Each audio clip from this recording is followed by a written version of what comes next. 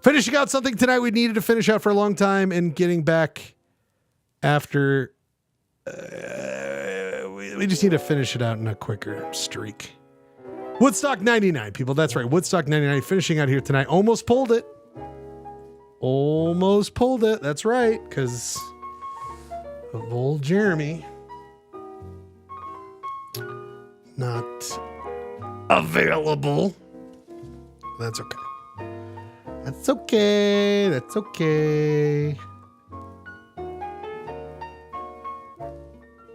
But we've got a lot of great segments here tonight. Some of your favorites, some old ones, some new ones. I'm going to hint all night long about something special happening tomorrow. That's right. Something special happening tomorrow. That your boy Schlagus is involved in.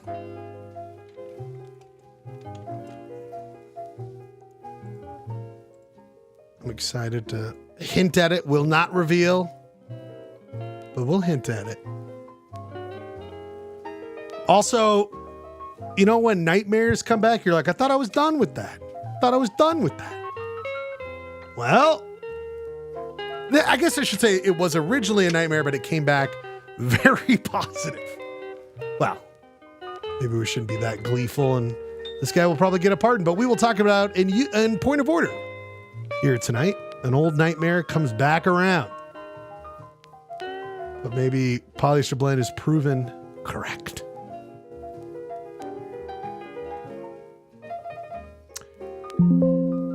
Just doing some more prep here, people. It's 9 minutes. 9 minutes until Polyester Blend starts. Until then, you look at the beautiful slides we have of KTRD, just some regional information, station information. You must have.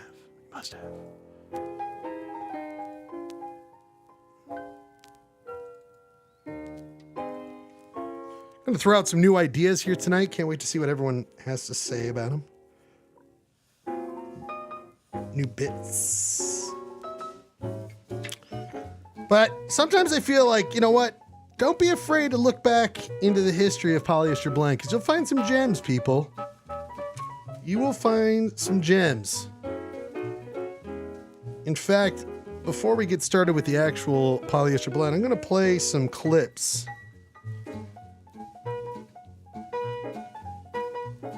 from old Polyester Blend. Yes, that's right. We try not to navel gaze and go, wow, what a great show. I mean, we should every week. We should just watch last week's show and go, whoa, that was good.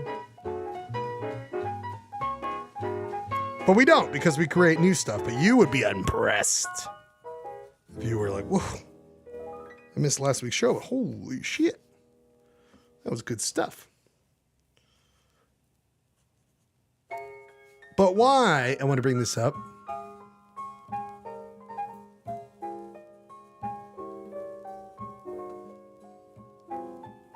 God damn it, I lost that. 100, I think it was like 17. I don't know. Sounds good.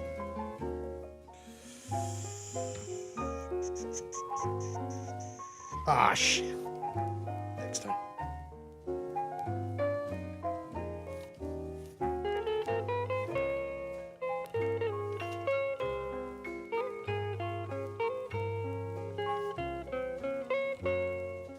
Okay, people, this guy's coming in. Poly Blend. It's just gonna have to be what it is, people. It's just gonna have to be what it is. Ryan Bradford. Everybody can chill out. I'm here. Oh, buddy, you're here well before anyone else. Well before. Now, Ryan. How's it going, dude? Good, my friend. We are still in the KTRD broadcasting time. We have not yet reached Polyester Blend. Of course, we are broadcasting from the West Desert in Utah, Hastings Dip, covering North Gold Hill from KTRD. There's our shack, and here's a look inside of our shack. Ryan, we are getting ready at the control panel to move over to our hit show, Polyester Blend. Yeah, yeah. Debated on some audibles here, but then I think, you know what? I'm ripping the Band-Aid off. Because Jeremy's not here and the whole fun is going to get done with the WoodStock 99. But I'm like, fuck, we got to be done with it, Ryan. We have to clear the docket.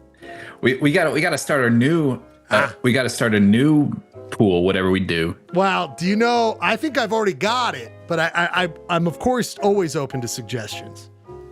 Wait, what do you got? What do you think? What do you think? Was it monsters? We had monsters. I thought about holding that, but we could do monsters. By the way, Ryan, I'm on a White Russian vibe these days here. You're on a White Russian. What, are you the dude? I fucking love that movie. No, I was like, abides. That's a winter drink with oat milk instead of the cream or whatever. Anyway, Ryan, Monsters is great. And also, I was thinking about doing this. I'll throw out, actually, you know what, Ryan? I'll do this right now. These are not the ones I'm thinking of. I'm saving the one I've been thinking of, but I'll read you some ideas before we hit the 9 o'clock hour. You tell me what you think about them, okay? Okay. These are draft ideas. So people don't know, we are finishing out tonight. We've been doing for a while. Everyone here drafted WoodStock 99 bands. Really inspired idea by Ryan Bradford. Inspired idea. Maybe interesting that he's ended up in the final here tonight. That's didn't go unnoticed. So what we like to do is the coaches here, anyone who wants to join, you just have to stay committed. You know what I mean? You got to stay committed.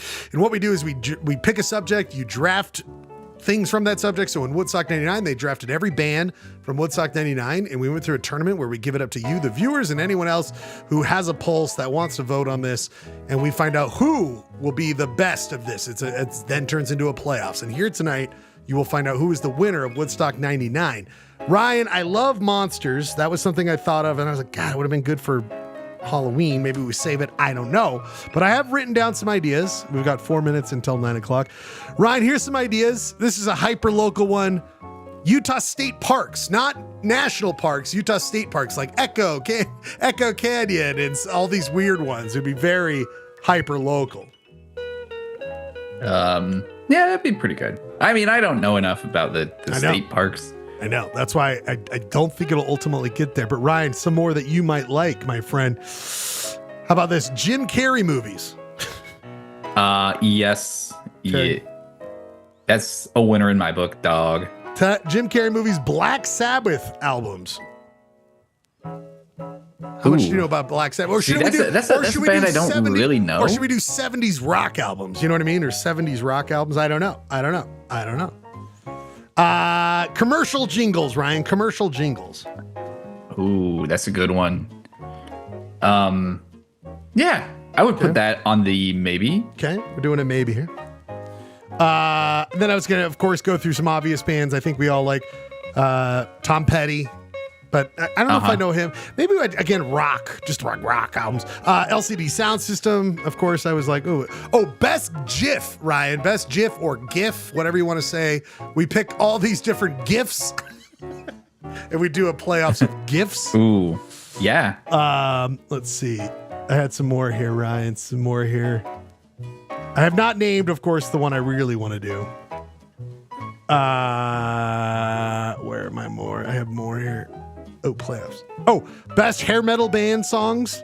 So only hair metal band songs, not albums. Oh, that would be a good one. Best hair metal band songs.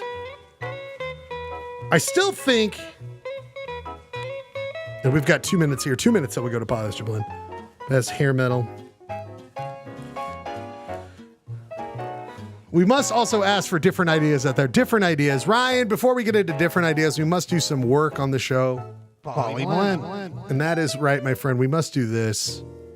We must do the business. And by the way, do we get rid of this? I just joined it, but do we get rid of Instagram, Ryan? Where are we at with that? Do we get rid of that? Why? I don't know, because everything sucks. The internet sucks. We are sharing live on Instagram. If you want to follow Polyester Blend, don't hesitate to join us on Instagram. Really, we got rid of Twitter, X. If you want to communicate with Polyester Blend, message me. Any ideas, thoughts? Again, Polyester Blend. Where the fuck is my profile? That's what I want. It is, of course, Polyester Blend Live on Instagram. Polyester Blend Live on Instagram. Someone is calling my work line at 9 p.m. That's insane.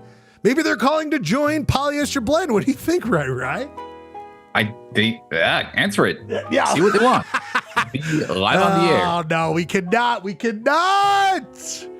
But we can do this. People, it is 9 o'clock. It is KTRD handing the reins of this broadcast to the one and only Polyester Blend. It's time to go to Polyester Blend.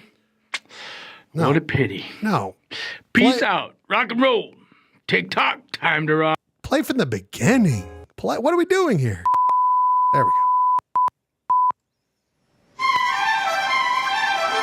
KTRD, home of the Polyester Blend Network, is now on the air.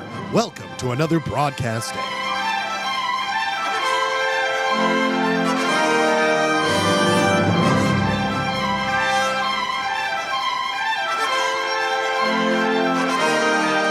Can't hear what's going on in my headphones. There we go. Sorry, Rai.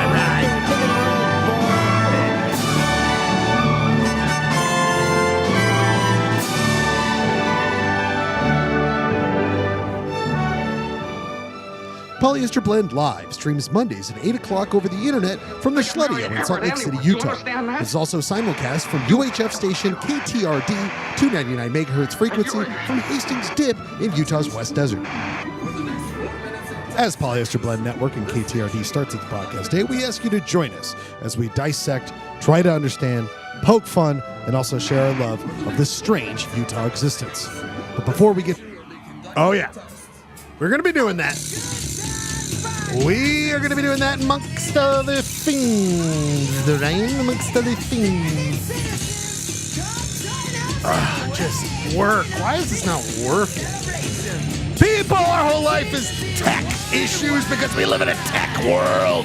But we're here on a wonderful... Whoa, okay. But people, it's Monday night. It's 7 o'clock. Number one thing is talking about is my life.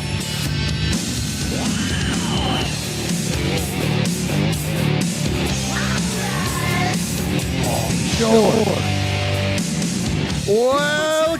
Welcome, Ryan. I'm trying a new background, Ryan. New background. See, wait, which one? Orange was the main screen, the main. Oh, orange. I thought we were talking about something in your office. No. No, I like it. I like this new orange. I finally figured out the timer, Ryan. We got a timer right above your head where we have the time of the night. It will move throughout the night. We have a clock, we have a date, and then a scroll at the bottom, Ryan. What do you think about this? Do you have to update every minute? You have to update the clock every minute? You're right. Please, you're 100% please right. say it's not automated and you just have to keep putting the new number in. Call me an idiot, which plenty of reasons to call me that. Brian, I have been updating it weekly, and I was like, wait a minute, there should be a script in this OBS that we use where I don't have to do that every week. It's just up. And then I looked, and it was the easiest thing that I've spent maybe like 5 more minutes a week I needed to that I could cut. That Think I can now use. all those minutes that you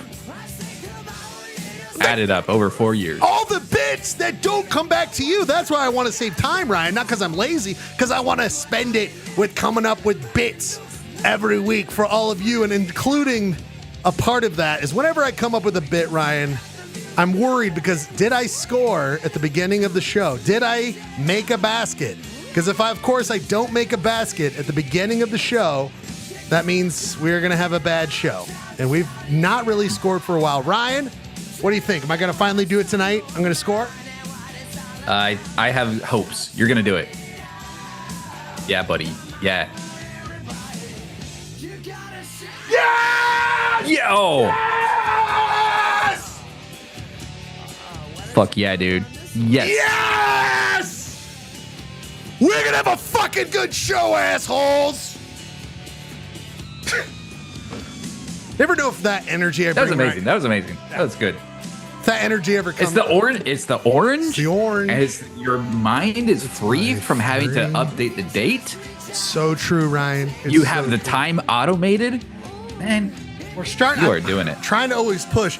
Ryan, sometimes I like to write down notes of the show and then re-look at them because I'm blown away with what we come up with. Don't forget, I came up with that amazing pun, Ryan, off of when someone was like, gonorrhea, and I was like, oh, what happened in America in the 90s when Cheers went off the air? America experienced gonorrhea Perlman. Gonorrhea Perlman. I'm glad she didn't diarrhea. Yeah, exactly right. But you came up with Gone Girl 2, gonorrhea Perlman, and I just I've been holding on to that one. Okay, Ryan, I've been holding on to that. Ryan, before we continue on with the show, we have a great show here tonight with an update on an old favorite on Polyester Blend during Point of Order. We've got a Miss Wiki music game that we didn't get to last week based on something I just realized I need to pull up because I need your thoughts on it. We've also got topics here tonight, Ryan. Topics, and then, of course, the big thing here tonight. Big reveal. WoodStock 99. That is right. For people who don't know, we've been doing a draft. That's right. We had 4 coaches, Gerke, Ryan Bradford, Clayton Scrivener, Jerry Matthews, go through an entire draft of every band that played at WoodStock 99. And we are now here tonight going to finally see who is the winner based on all of your votes. There's still time to vote if you want to. Looks like we got plenty of votes on. I'm actually very, very happy with how many votes we got, Ryan. I mean, normally we're not doing too many, but Here it tonight, bud. Here it tonight. We got. I pushed it out. It's like, this is a big night. I'm gonna push this out. Speaking of big night, it's a big night every time he joins us because he once came up with this phrase I wrote down once and can't get enough of it. Bring him on and make him pick between zits and shit. That's right. The guy who coined that phrase, bring him on and make him pick between zits and shit. He is the podfather. He is our good friend, Clayton Scrivener. Are you with us? Yeah. Buddy, bring him on. Bring him on and make him pick between zits and shit. Funny what isn't like you'd think if you're listening that I was like saying, what's up and shit or whatever. No, I was talking about literally zits and shit. Yeah, I picked between those two, and good luck. Comes from a great segment. We love topics. Topics here tonight. Some great topics here tonight. Clay, without revealing anything behind why or where or what we do to be in this situation, did you know around the 4:55 mark that you and I locked eyes tonight when you were walking through a hallway? And I don't think you realized it was me locking eyes with you. No, I did not see you. So, Ryan, how did you not? Why don't you use your voice? Okay, because I was in a meeting, and you know that there's a room off of the hallway. Oh, you were in the C-suite, the C-suite. Wherever that might be in some building that's not described. But Ryan, let me give Clay. This is for Ryan. I was talking to somebody who you know. I know. We were just talking about the build. Okay, Ryan. So look at the screen I'm in. So look right at me right now. Okay. Okay. So picture you're in a meeting and your eyes just wander to the left to a hallway that's just right there. The door's open. You just look over, and then I'm Clayton. Okay.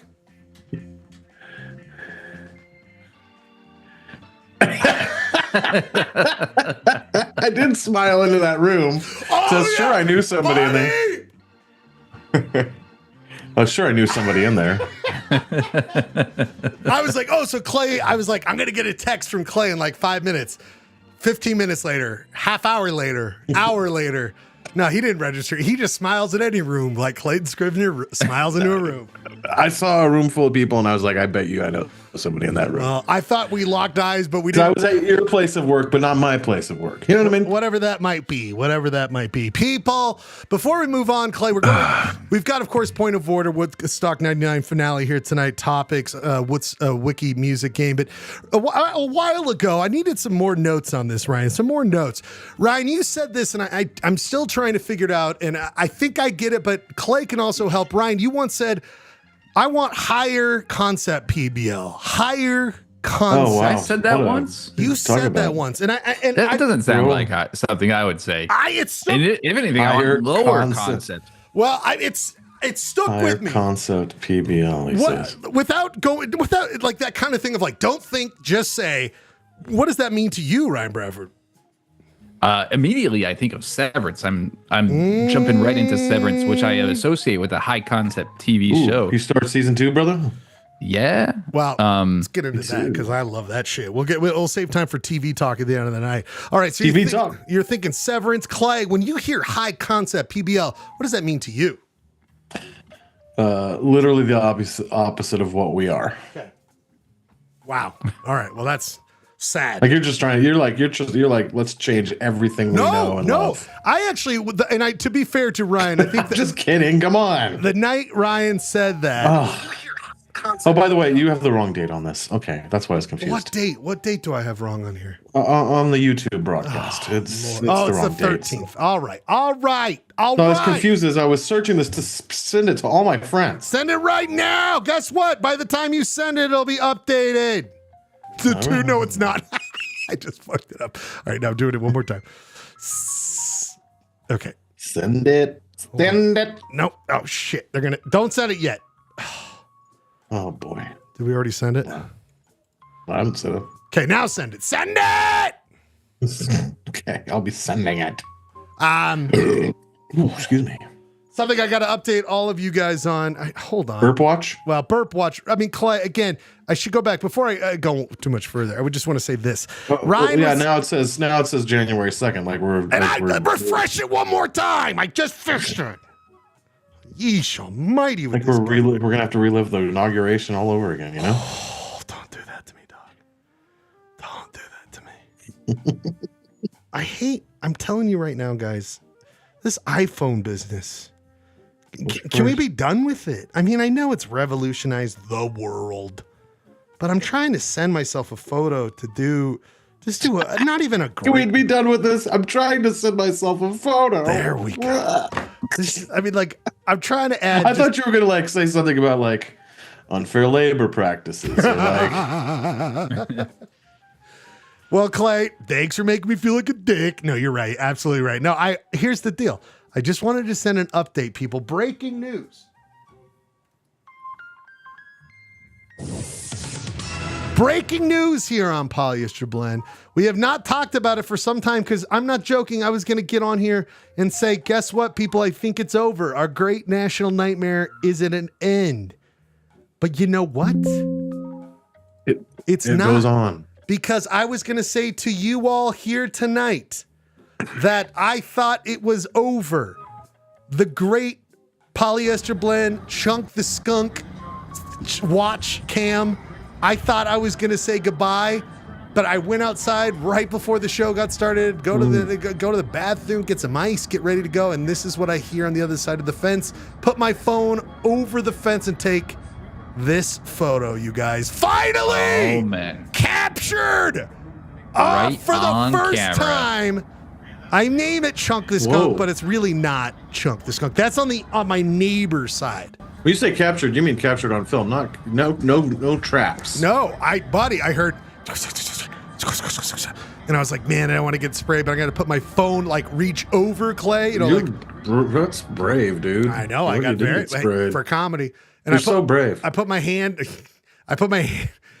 over the fence and was like, snippity snapshot, and then I couldn't believe it. There is our Chunk the Skunk as we live and breathe. So people, Chunk the Skunk not gone, still very much within our hearts. I know there's I'm getting a lot of personal fan mail for Chunk the Skunk, Clay, that I have to go through every week, and I just say, it is what it is. Clay, two more things before we get to point of order here tonight. We're going to go through some of your Babe Ruth calling the shot for a long time ago. Guys, I think that podcasts are getting too cluttered. There's too many TV show ones. There's too many nature ones. We need to find There's too many bro ones, There's dude. a lot of bro. Hey, and look what we're doing here. Here. The difference between us, I'm not trying to tell people how they can get rich. We're not trying to Right. I'm not trying to change lives here. Well, we are. Through bro mentoring. But financial bullshit, all this garbage, we're just here to entertain. We're a TV I never show. I don't show my six pack, you know what I mean? No, because because I'm holding on to 7 underneath my shirt. So here's the deal. Clay, I've been thinking we need to finally produce an offshoot of Polyester Blend that we check in with every week. It's of course called Hyper Specific Podcasts. So it's it's a podcast about this intersection or this bench. And then we just broadcast from it every week, Ryan, and we just talk about that specific spot. So like, hey, we're here at the bench on blah, blah, blah, and blah, blah, blah. Looks pretty good today. Traffic's going by. Okay, thanks everyone. Bye-bye. Because Ryan, we're getting to a point where you got to do that specific because everyone else is covering it. Ryan, your thoughts on this? Yeah, you gotta go down to bench. You're arguing for more specificity. I was thinking one spot, it'd be the number of the coordinates on the planet. So this spot and this spot, GPS, that podcast, and it's just that spot, Ryan. And you do a 5 minute. You gotta go niche. You gotta go niche. But then some other bros are gonna start a podcast and then be like, that wasn't even the spot, dude. That's not what the spot is, man. Just let me tell you. They could do it 1 degree over, but I'm covering this spot. I would be the first one there. And they could also do it because I'm only there 1 time a week. So the rest of the week, you know what I'm saying? How many supplements are we going to be selling? How many protein powders? We probably could get more advertisement doing this. There's this one dude. There's this one guy that all it is clips of him yelling. Polyester Blend? Yeah, but it's just one guy. Oh, not and he's yelling into the microphone like, "Let me tell you what it's about, bro. Like, we're from a nation of bullies, man." And like, all it always is this energy drink that he's selling. Sounds. I respect that. Never talks about the energy drink. He never points out the energy drink. They're marketing genius, angry guy, acting like he knows what he's talking about various subjects, yelling. Energy drink. Does he talk about gut health? That's the new thing that I'm getting gutty targeted ads for. Gut health. Oh yeah. Like, what a about how's your? scam? What a I'm getting scam. like liver cleanse stuff. Like what do they know? I know. They're It's like, looking at hell the- yeah, I don't even tell you how much I drink. My liver's tip top, brother. By the way, I was going to say I confirmed it last week. Some business we got to clear up. Clay, quarter pounder with cheese. Does it have a tomato or not? You're right, Clay. I did research for the show. I was going to film myself, and then I was like, this is the saddest thing I've ever decided to film, and I decided not to. But Clay, you're right. No tomato. Well, what's sad is I know. Wait, well, sad yeah. that you were you eating it or were you was supporting like, yourself?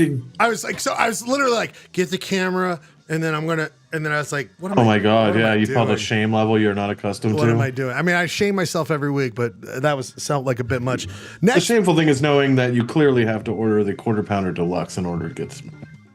Clay knows, my man knows, hence his liver falling apart. Next week, by the way, Ryan, new segment. I need 2 topics. It'll be 2-minute improv from the couch, Ryan. That's right. Finally, Polyester Blend will enter the improv world. I miss those. I miss the jokes. I miss the jokes, the improvs. Improv will only happen for 2 minutes on the couch, and you guys can join me. We could have scene Is partners. this like comedy sports? Kind of, but we're gonna do it kind of like this, where it'll be from like one of our cameras, and then we're gonna do the couch, and then that's our scene, people. This is our scene, the couch, and then it can only take place on the couch. All right, 2-minute improv from the couch will be coming next week on Polyester Blend. Ryan, your thoughts on this? Love it. Love it. Let me give. So are you telling us to come up with topics? Oh no! Or Okay, you? just give me Ryan. Give me a form of transportation and a country. Okay. Just a scooter, like a bird scooter, and Istanbul. I mean Turkey. I don't want to. I don't feel comfortable doing that. So Ryan, but that's what we could kind of do on Polyester Blend is like.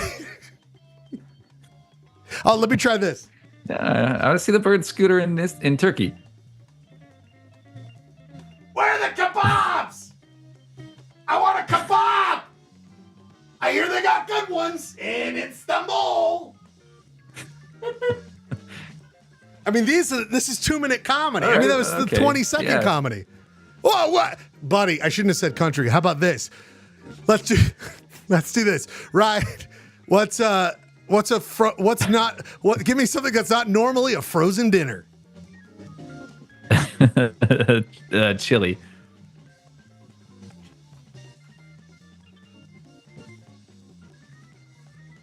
Oh. You know, normally this isn't a frozen dinner, but I just warmed it up, so now it's just chili again. See? Yeah, it's pretty good. That's That was the weirdest angle too. It's very artsy. I know, and you off the mic, this weird like Lynchian background. all right. How about this, Ryan? All right, you got to give me a problem. So it's like, you know what I mean? Like you got to give me like something to deal with. Okay. Yeah, go. Got it. There is an inadvertent line to get into Costco.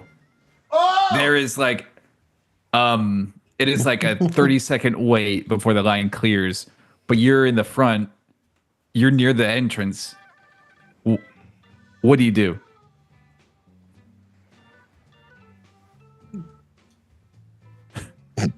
I hear they're out of frozen chili. Line clears. Callback. Oh, good one. Frozen chili. Yes, and callback. Right? You can always tag me in. People, that is the future of Polyester. Couch Improv, the future of Polyester Blend. Clayton's like, I miss comedy. You just got some. That was really good, man. Last one, I want to say, Be careful what you wish for. we were gonna do like a Halloween night. We need a joke night where we all write standard jokes. You know what I mean, Clay? Oof. Like we did Oh, for yeah. or like the roast for your birthday. That roast was epic. Now, what's again? We tried doing Halloween, I mean, it could be something like that. I mean, we could still stick with Halloween, but like, it just has to be like one easy subject. And it's like jokes about that. Cause the easier to play. So like we're coming up on Valentine's Day. Y'all. Ooh, could get a little spicy. It could get a little spicy. So we could do, sorry, I was just thinking about getting everyone out of the way by saying that they're out of frozen chili. So we could do that. We could do President's Day. Always funny. Ryan, Clay, between those two dates, what would you say? What about Groundhog Day jokes? When is that? It's Monday. No, we don't have enough time. We got other stuff to get through. Wait, it's not Monday. Sorry. It's like Friday. Groundhog Day's from Friday?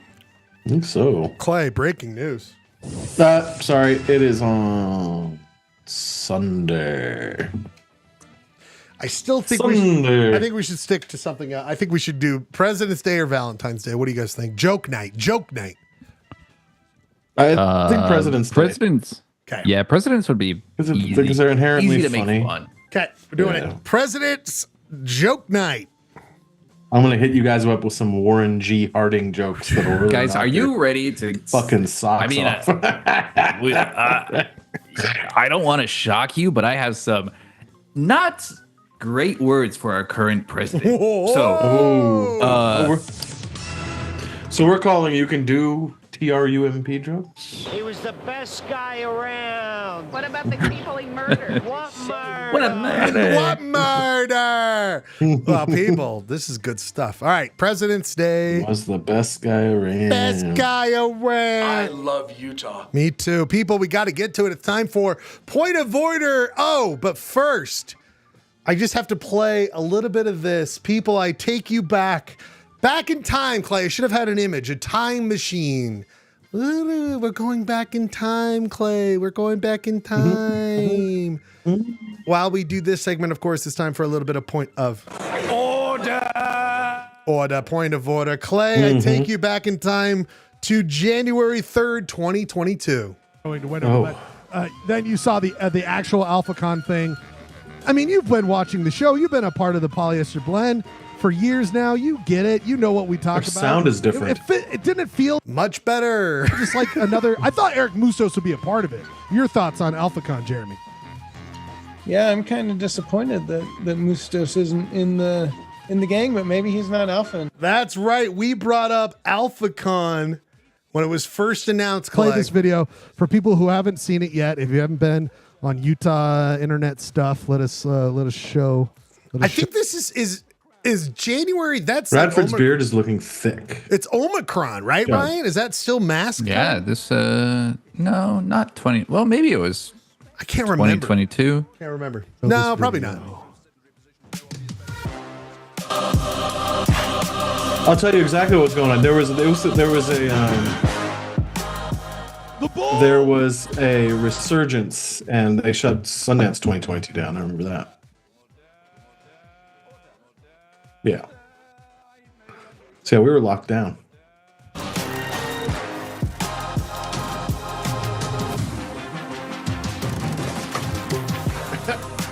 The muscles.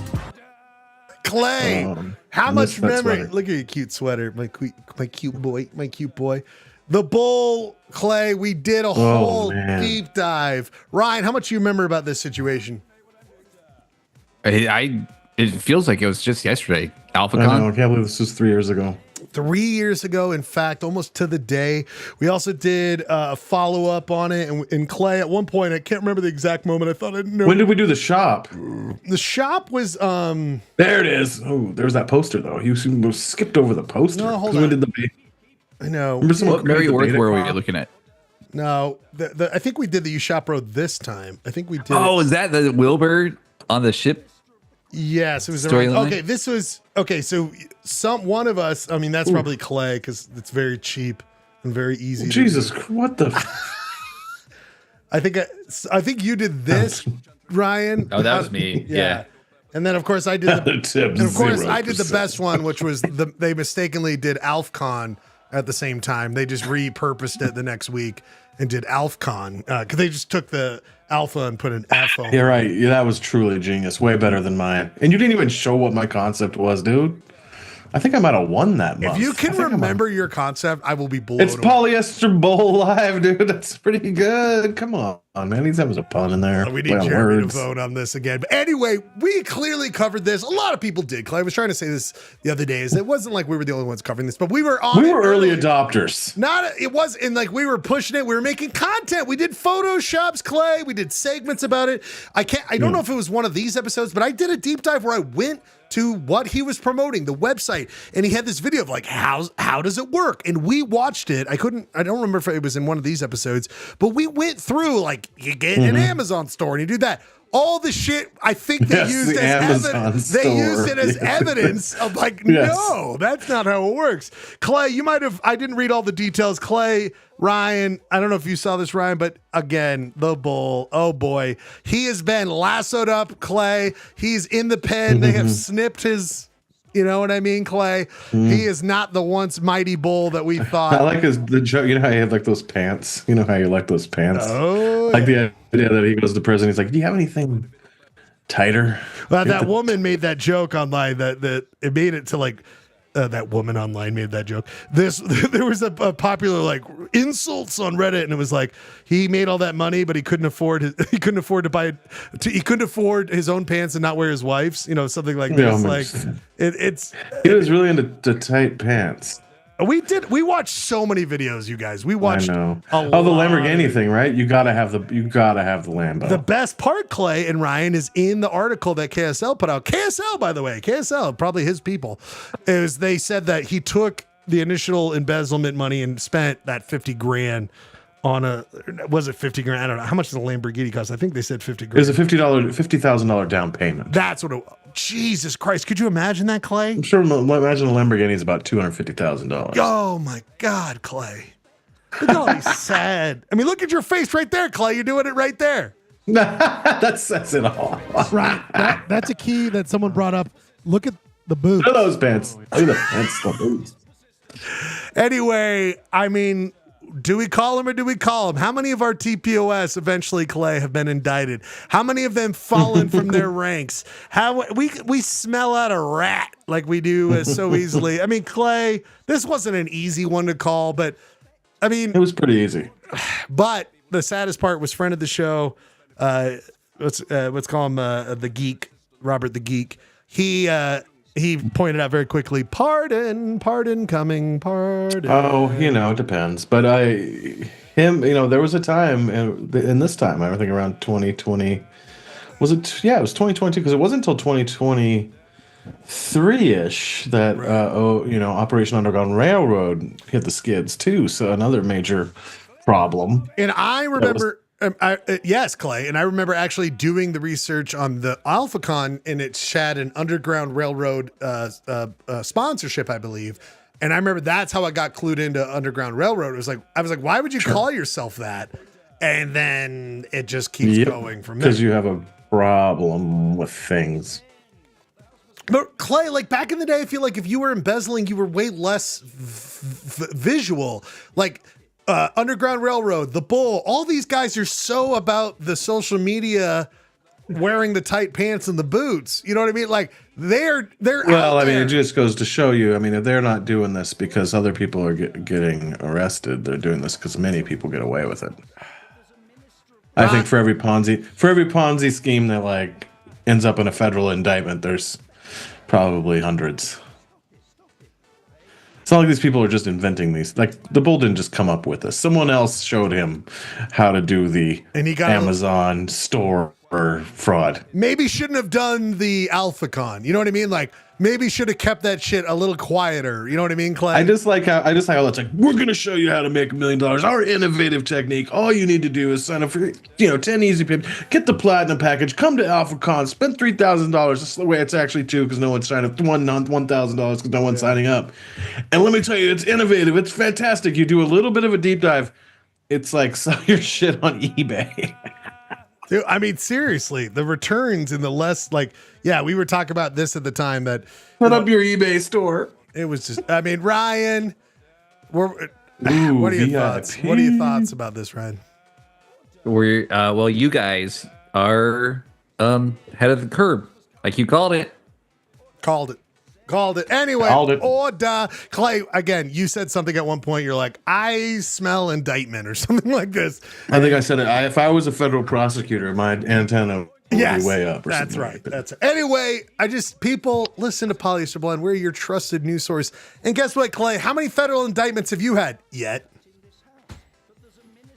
Knock on wood, 0, bro. Ryan Bradford, But I am just starting to my latest just one. get rich. I mean, scheme, just one so. from Ryan.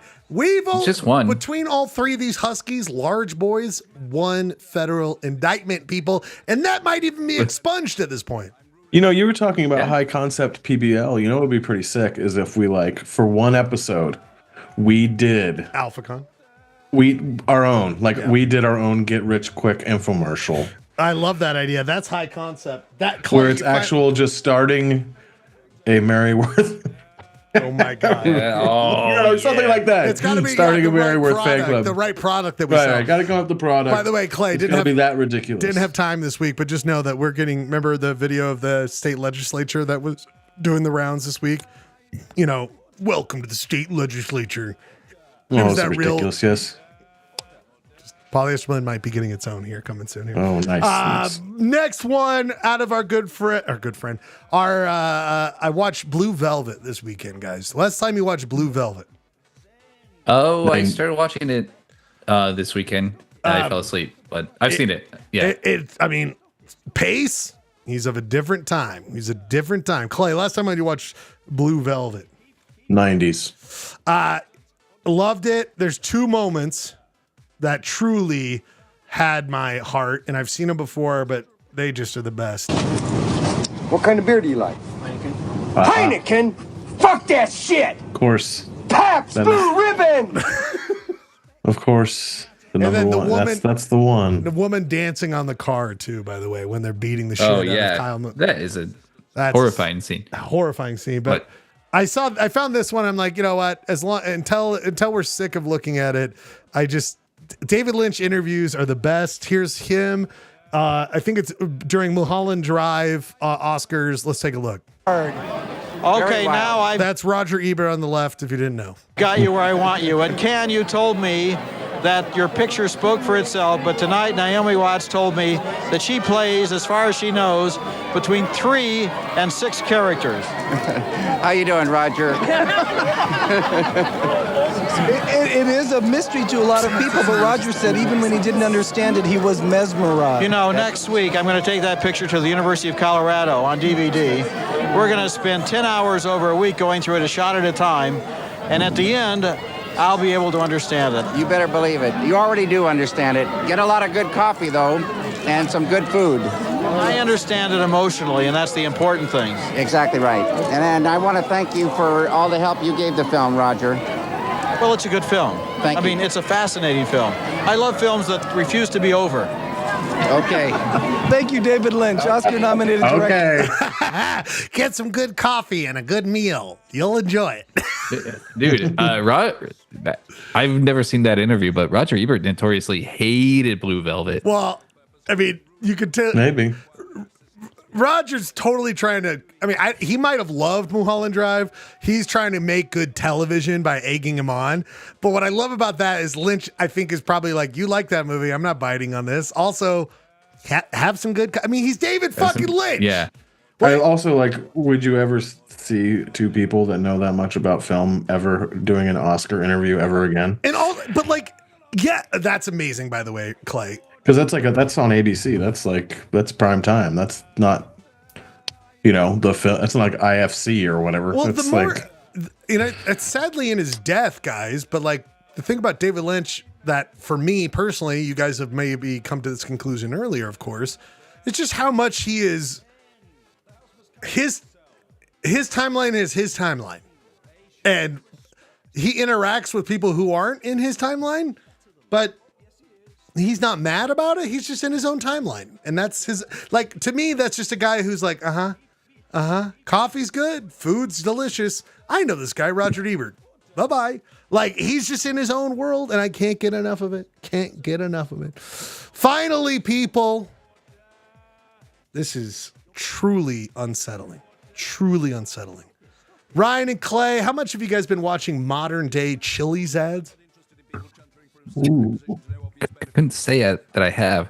What's their latest brand? Well, people, I need you to pay attention to this. I need you to pay attention. Three of me. I need you to pay attention to this, and you'll see why in 1 second. Me only $10.99 when fast food is so expensive. Could be because we don't have to pay for any mascots. Please! I was born for this! Please! Hey, it's like Weezer Pepper. Wait a minute. Wait a minute. We have someone on Polyester Blend who's been around for a while now, and he has been a true mascot to our show, as well as River Como's greatest... River Como's. Whatever, Comover. River Como's. This is absolutely No Como. ridiculous. I have been a person of the show for some time, and I am now seeing this bastardization of the people of Chile. And it's even more disruptive because I have been a longtime fan of the wonderful family restaurant Chili's. This is as upsetting as if a 80s band's hit #1 song was redone by a band in the 2000s. But wait. Chili Pepper, you just said if an 80s popular song was redone in the 2000s, Toto was a famous song redone by Weezer. Yeah. That does not count. They were doing an homage, not a cover. Don't enjoy the way you say cover at all, or homage. Ryan, I mean... Cover was pretty upsetting, too. Not gonna Ryan, I mean, what do you see? I mean, do we have legal grounds here on Polyester Blend? And does Weezer Pepper have legal grounds over the fact that this is clearly copyright material here? I think you should send Chili's a cease and desist and then send them a clip of this. I think that would be really funny. Cease and desist is what I said to any Weezer cover band that weren't playing at the prime of the River Comover. And I do call him Rivers Comover because I do not need to see him come over his head. He has beautiful hair. Clayton, I have a question for you as Weezer Pepper. Wow, I don't think anyone's called me that on this show in a long time. By my actual name. I thought that was your only name. By the way, the only name of the bass player for Weezer is the original one, Matt Sharp? Yes, Matt Sharp. I knew that. I was just waiting to see if you knew who it was. Now, Clayton, I have never asked you a question. You and I have never spoken on the show. Do you know that? Oh my God, dude, you're creeping me out with this new voice. That's weird. Your voice has never sounded like Pepper. This is Weezer Pepper. Okay, I can't recall the last 6 years or 5 years totally clearly, but and that is sure. why I want to announce I do not talk to anyone on the show unless I know their favorite Weezer album. Clay, I will judge you absolutely by this, whatever you say. Clay, what's your favorite Weezer album? Well, I've only listened to 2 all the way through. Next person. Oh, sorry, Weezer. Yeah, Clay, I don't think you and Weezer are going to talk anymore. Ryan, what's your favorite Weezer album? I think that's what he wants to ask. It's probably one of the 2 I've listened to. The person speaking is a ghost and is dead to me.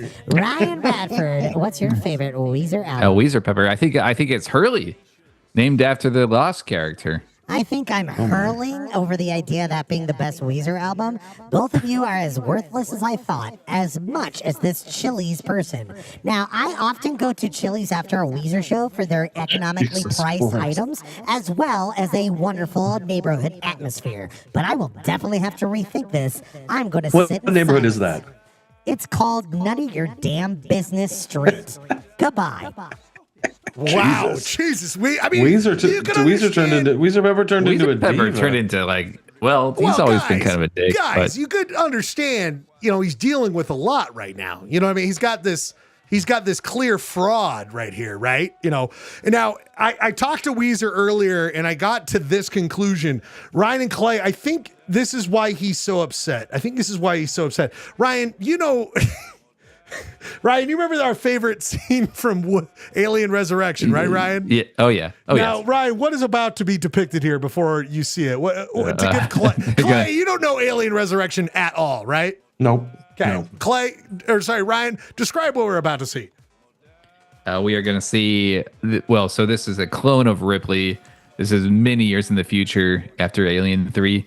And she has just walked into a laboratory and seen all the reject clones that that weren't successful. Hey, now, guys, be respectful to Weezer Pepper. This is what it was like for him to see this Chili's Pepper, right, Ryan? I can only assume, yeah.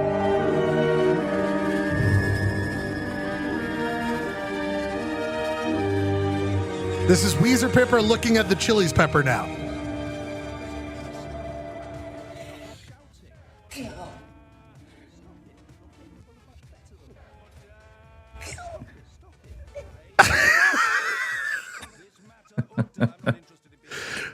Ryan, you can understand Weezer Pepper being like, that's the normal Weezer Pepper. And then when we see this new chili pepper, it's kind of like, kill me. People, Weezer Pepper, calm down. We're all on your side. Just relax. It doesn't mean anything. This is a glossy pepper. It doesn't mean anything. Anyway, the rest of tonight is going to be a glossy version of Polyester Blend. We haven't even gotten to WoodStock 99. We've got Wiki music game. We've got topics. Ryan and Clay, are you guys ready for the rest of Polyester Blend after our first music break? Certainly. Clay, I don't like that attitude already. Clay, that means you have to do our first topic of the night, Clay. You're being a putz. It's driving me nuts. Clay, you must do this first. Man. God, that even rhymed putts and nuts? Buddy, you must go. Even do anything. We must go to verses. Clay, boots or flip-flops? Boots. Okay, boots. Ryan, I think you're going to be on the same, right? Yeah. Ryan, before we I'll wear a flip-flop, but if I'm wearing boots, I'm doing something fun. Next one, Ryan, before we go to our first music break, which is, of course, music themes designated by you. Ryan, Twister the movie or Twister the game? Ryan, Twister the game. No, who likes Twister the game? What? Ryan, Clay. At this age, it's either a lawsuit or someone's going to die. Fair point. So I'm going with Twister the movie, although I've never actually seen it. Get the You have listened to this. Going green. Greenwich. That is a moment from Twister I play as much as I can on Polyester. All I'm into is like nugs and grindage. People, this guy knows nugs and grindage, which is, of course, a quintessential part of Polyester Blend. Just like topics, more topics coming here tonight, but we must get to our first music break, and then we will get to WoodStock 9 and do some stats. Ryan, you thought of this because Jeremy's at Sundance. Sundance not yet done, and as we know, this is the final Sundance in Park City. Poly Blend. According to some. Ryan, so you came up According to who? Ryan Bradford's been pushing this for quite some time, right, Ryan? I've been pushing for it to end in totality for a long time. Oh boy, I can't wait for this. Not enough Marvel movies there. So Ryan, or not enough Marvel or Dracula movies at Sundance. So it's got to go. Fair point. So Ryan, you thought in honor of these movies, the final time the state of Utah will have new movies being played in it before anywhere else in the world. Ryan, you thought of playing music themes. And Clayton, you have one here that I'm very interested in. I don't remember this one. Ryan will definitely remember, but Clay, describe this one. Can you play the visual while the song is playing? I don't want to get dinged. I don't want to get dinged. Oh, there's no fucking way this is going to ding. You think? Okay. I don't know. It's like the end of a obscure Herzog movie. Okay. Anyway, I'm going to play it. You could just play the audio. It's fine, too. Okay, we're playing this audio. No. We're going to play. This is the last scene of... Like Herzog in 1995-6 came to the University of Utah and spoke to the film class of 1995, and I got to see him at OSH if you remember that building. Of course. Ryan and I spent a lot of time there. He showed a bunch of clips, and he was like, and this is probably my favorite ending of any of my movies. And he played this, and my mind was blown by the visuals and the music. That was it. I love it. 2 minutes and 19 seconds. We come back. We do a little stats of Woodstock 99. Movie Strozek. I love it. Ryan, do you know this? Mm-mm. Can't wait to play it. Here we go, people. 2 minutes and 19 seconds. We come back. More Polyester Blend. Thanks for being here. We have a 1080. I hear a truck on fire. We have a man on the lift. We're unable to find the switch to turn the lift off. Can't stop the dancing chicken. You send us an electrician out here. We'll be standing by. Over.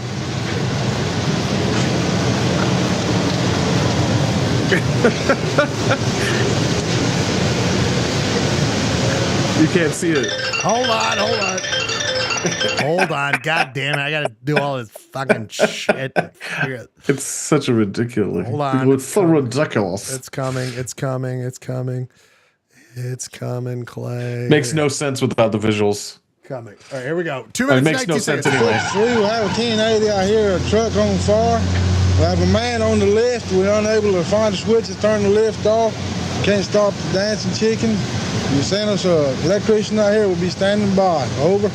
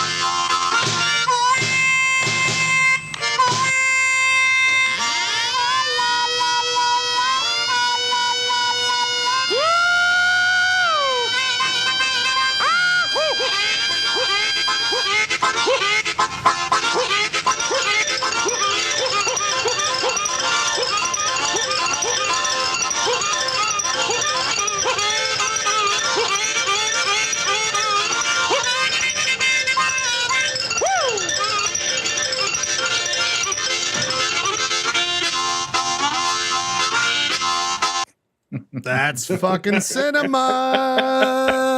It's like a kind of a dark movie. That's the end. That's the end.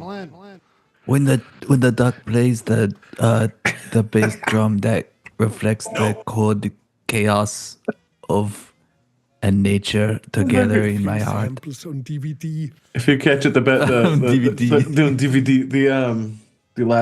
cops at the end, they're all like amateur actors, and the guy's like, "We need an electrician here. We can't stop the dancing chicken." It's so ridiculous. That's what I'm talking about, though. Good stuff. That's what, the high concept, or just the right concept. You know what I mean, Clay? Just the right. Concept. That's high concept PBL. Speaking of right concept, that's a good tagline. We could do high concept PBL. Have you ever thought of this guy being a concept in our lives? I have, and I hated it, especially when he comes in weirdly vertical, like some weird son of a bitch. Hey, man, how you doing? So good. Oh my god! I figured this would be an interesting concept. It's almost David Lynchian, just to come in blurry and yeah, very much so. Are you wearing a bowling league shirt? Did you go to bowling league? Oh, it's a jacket. No, I'm just wearing a jacket because it's cold in my house right now. Oh, listen, you're not as cold as Clayton's heart when it comes to losing last time on Woodstock 99. Is that right, Clay? I mean, you, my friend. I will say, if I was in the finals, I'd have to be classy enough to show up. You know Just what? saying.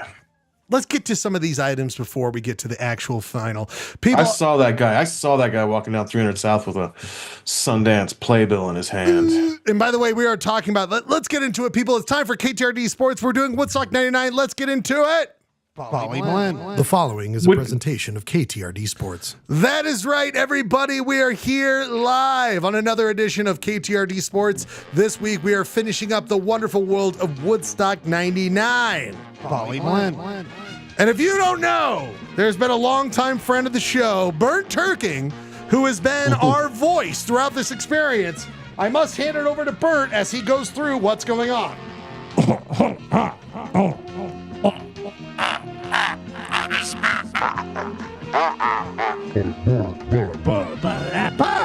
Sorry, sometimes this guy just doesn't figure out the right audio when I'm trying to do a goddamn show. This is Burnt Turking here for the championship of Woodstock 99 to give you a sense of where we're at and where we're going on this finale of all finales.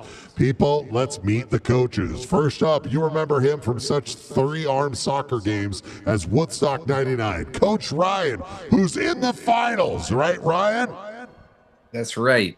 What is it like to be at Woodstock 99 playing soccer with your mates? It's really good, Bert. Was there a reason you were afraid to take your shirt off, whereas your buddies had no problem taking a shirt off? I did have a problem. Rash. We all know rash, right? Deep and gross. Rash. Huh? And Ryan, why is your arm so thick? Are they retaining water? Yeah, it's a severe medical condition that I got to get checked out. And Ryan, when was the last time you went through your neck elongating system? It looks very long with your neck there and some cool hair coming up from your throat. Yeah, that's all cosmetic, baby. California. Sick bitch. That California lifestyle. I wish I could experience, to be honest with you. MIA today is Coach Jeremy. As you all know, he is in the midst of a marijuana lost journey. He is either arrested by the authorities for being a pothead, or he's in the middle of a pothead journey through the desert where we do hope he dies. But he is the final judge, or he's at Sundance. Nobody knows. And let's go to the lost coaches, the coaches who will not make the finale.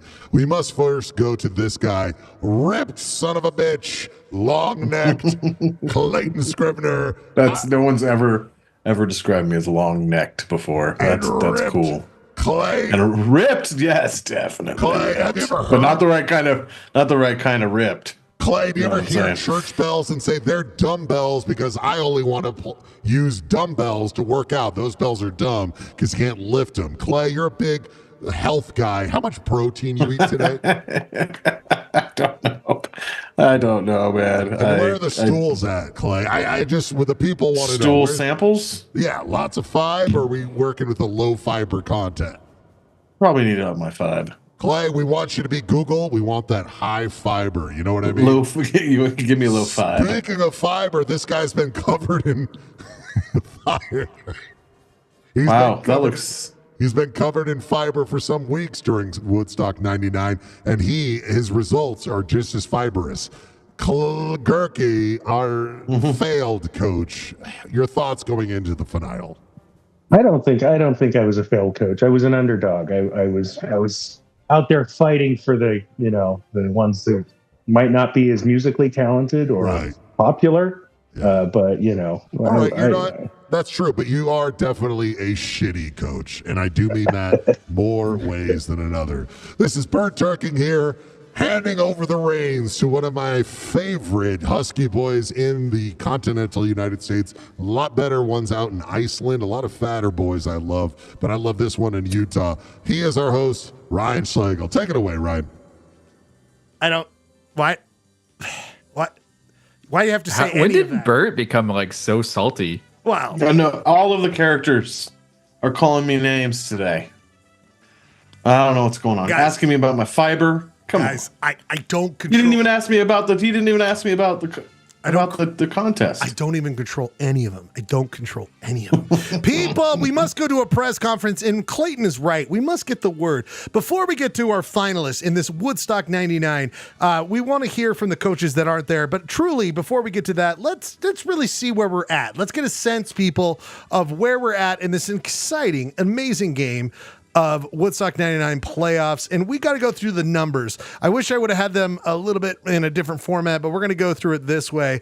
I've been keeping track through a stat format, Clay and Ryan and Girk, where you guys are at, and it's really about the wins. You guys have been going head to head to head for a while now in this beautiful playoff bracket. We broke it up into WoodStock 99 being a Thursday night, all the bands on a Thursday, July 22nd, 1999, all the bands on July 23rd, all the bands on Saturday 24th, all the bands on the 25th, or that was a Sunday, I think, my birthday, 1999.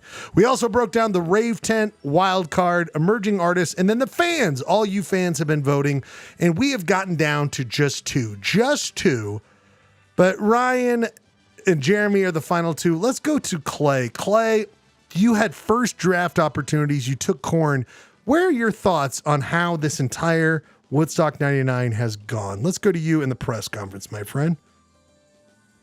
Poly Blend. Clayton Scrivener. Yeah, I mean, I fundamentally misunderstood the entire concept of this battle. Why do you say that, Clay? Because I thought we were going for like monsters of 99, like not how you felt about their music, but how they shaped your perception of Woodstock 99.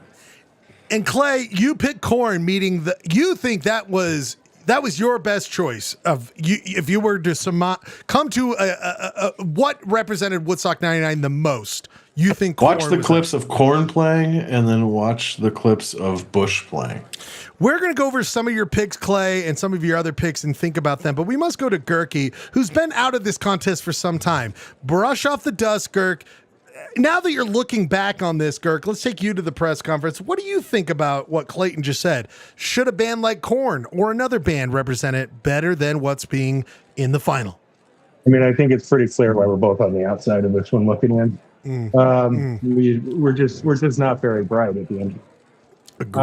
Agreed. But I'll tell you, I feel it's good. I'm dogfighting ring in my house.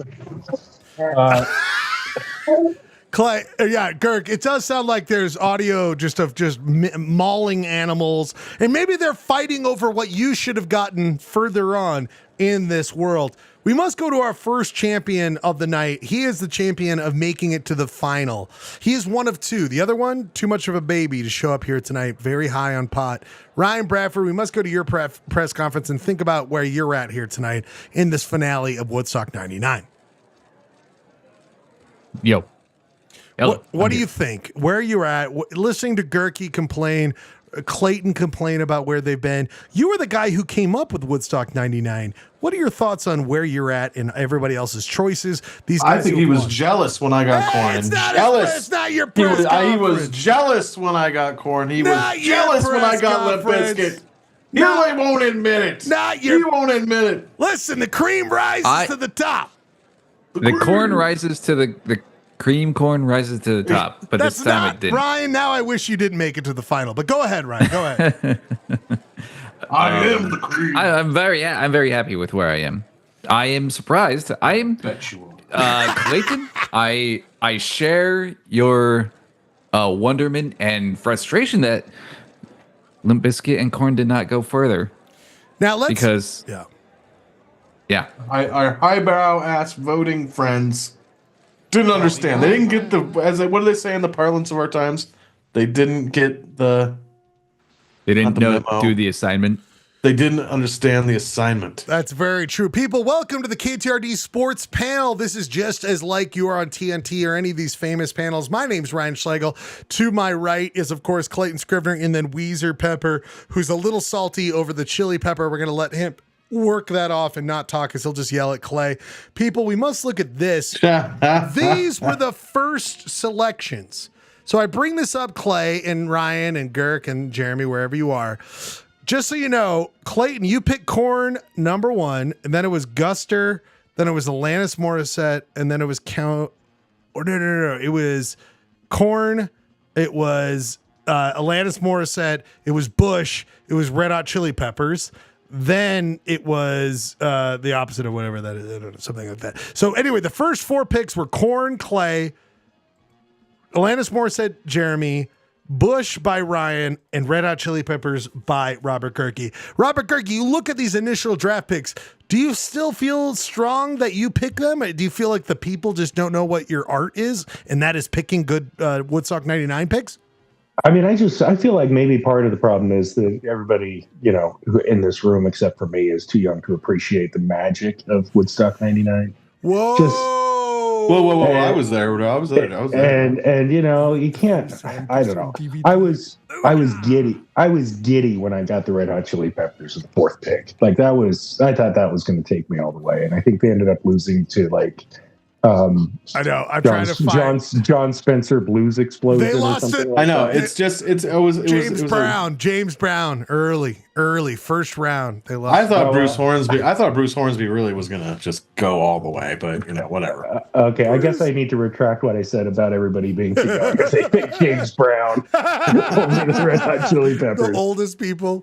No, I think what people did was they picked their favorite music, and they didn't pick it in the context of Woodstock 99. And I understand that's a human thing. Like picking James Brown over Red Hot Chili Peppers, I would never pick Red Hot Chili Peppers over James Brown, but in the context of Woodstock 99, maybe. Ryan, I will just say, as these two are complaining, even Jeremy, you asked for our opinion and then you bash it. I mean, Clay, if you can't handle the scrutiny, I guess that's PBL high concept, right? PBL high concept, right? Clay, now you're figuring it out. Ryan, out of anyone, so remember, people who don't know, this group we're looking at, wild card. These were the first picks. The first 1, 2, 3, 4, 5, 6, 7, 8. First picks out of all the bands. You looked at all the bands. These were the first 8 picked. Ryan, you're literally the only one who still has a band out of this. Oh yeah. Are you proud of this? Excited. Are you proud of this? Let's go through some numbers real quick. I always like showing this. I love this because it shows who did the most wins. Jeremy with 18, Ryan with 15, Clayton with 14. Again, Gerke 7. I don't know. I just don't know if Gerke's getting this stuff. I just don't know if he's. We've done 3 playoffs. We've done Thanksgiving food. What was TV themes? Thanksgiving food. You just don't get it. I thought this one was low score wins, to be fair. Wow, buddy, then you're the best of ever. Now I am the Jack Nicklaus. I also did total votes. So this is where I took anyone who voted and tallied it up. So all the votes that were submitted, and Jeremy kicking all of your asses, 268. And this isn't his first time being the highest votes given to a draft. And then it goes to Clayton. You actually outdid Ryan before the final totals here. But you should have, by just total votes, Clay, been in the final. And you had two choices. Yet another, indictment on this whole thing. Ryan, again, do you feel like you had an advantage knowing Woodstock 99 like you did? And people should know, Ryan. Because he was there for the assaults. Ryan, you were there for MTV. I mean, I was there doing the assaults. You were there. I was going easy on you, dude. Way to double down. No, I mean, it doesn't matter how many votes anybody got. It just matters who is the winner, right? That's true. Let's go to the final press conference before we... You know what? We're going to save it. We're going to go to our next segment here on Polyester Blend, a segment that we love so much. Stay tuned here tonight. Before the end of the night, we will reveal on KTRD Sports who won. Poly Blend. The incredible, wonderful Woodstock 99. Now, people, before we get into our Wiki music game, you guys ready for that, Clay and Ryan? Oh, yeah. Clay, you ready for a Woodstock or Wiki music game? Hell yeah. Now, here's what inspired it. I didn't get to it last week. I did send Ryan Bradford this, but I should have sent this to you, Clay, because I think you would appreciate this just as much. Ryan, do you know where I'm going with a crooner that did something I was kind of blown away with, Ryan? Wait, are you going to do the, not the Dick Cheese but the other guy. I want to know where we're going with that. We're doing Richard Cheese. We're doing this, my friend. We're gonna play this song that really sums it up. That I'm blown away with. Ryan knows that I found. Well, I didn't find. I was just made aware of something that I couldn't believe existed, and it is this Clay and Girk. In disguise, does no one know? Oh yeah. Hides the face. Are you familiar with this, Clay? Lies the snake. Only because of in the sun. You the other day showing it to me. So I showed this the other day. Boiling heat. I love I was like, oh, so it's all gonna be grunge stuff, and then it's like he literally does Jump. Yeah. By Van Halen. And then I tried looking online. Oh my God. It's pretty good. I mean, I'm all for it. But I was imagine if you were like dragged to a Polyester concert. You're like, oh, just got to get drunk enough. And then they start playing this. Jump. So I got clued into this on Mark Maron the other day. Bill Burr was there. He's like, yeah, fucking playing golf. My Bill Burr is really good. Play golf. And then he's like, he talks about listening to this album while he plays golf. And I was like, what?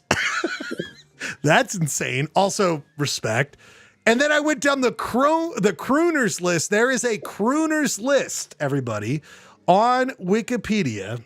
And so, of course, people, I have come up with the one and only Wikipedia game.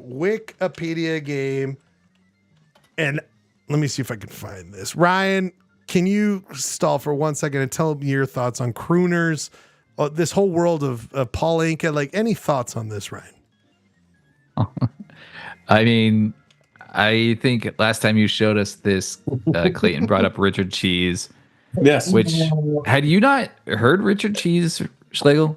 No. Dick Cheese? Oh, no. I have. Yeah, no, I do remember that. He does Rage, doesn't he? Doesn't he do he does a whole thing of Rage? Yeah, he also does Down with the Sickness, which I believe was in. Hey, to get up, boogie, down with the sickness. That was in the Dawn of the Dead remake, and it was really good. Well, people, really good sequence. It's time, everybody. It's time for a new Wikipedia game based on Crooners, everybody. Crooners. Now, I picked the most interesting, the most diverse ones that I could be like, all right, sure. Diverse is probably just like, like Crooners. A lot of people have gotten Crooners. They've been called a crooner over the years, where you will see that some of these are like, sure, but like it's a diverse world. And I just wanted to do this as a goof. The first one, let's go. Gerky, do you want to play this? Do you want to play a Wiki band game? Yeah, man, I'm going to do well in this one, I think. All right. Low score wins, right? It's going to... We're also going to do... Gerky is number 1. Clay is 2. Bradford is 3. Let's see who goes first. Oof, Bradford. Wait, did you just play a sound effect that said, No, I didn't. Ryan, that's funny. Gerky said something in Siri in my earphones because I'm wearing iPads. AirPod pods. Listen to this. You're all wearing iPads. Anyway, Bradford. I was going to tell a funny joke. Please. No, please keep ready to play. Keep going. People. I was going to say Siri actually reacted to something Gerky said and went, huh?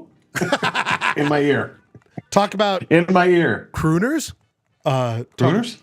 People. So think Crooners, but also think outside of the box. As you know, or other people might not know, what we do is play a song off the last single of this artist, and then we go from there. So they have to pick what the artist is based off of the last single. Ryan Bradford, you're first for 2 points, Ryan, for 2 points, and then it snakes. We go to Robert Gerky, then we go to Clay to get the points. Ryan, this is from the last single by this artist. Are you ready, Ryan? Yeah.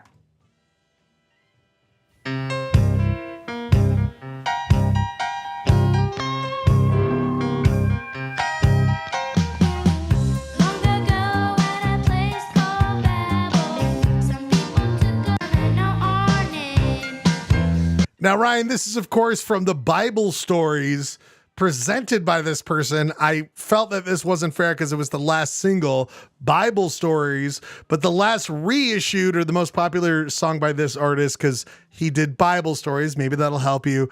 This was the last reissued single by this artist. Made me cry when you said goodbye. Ain't that a shame?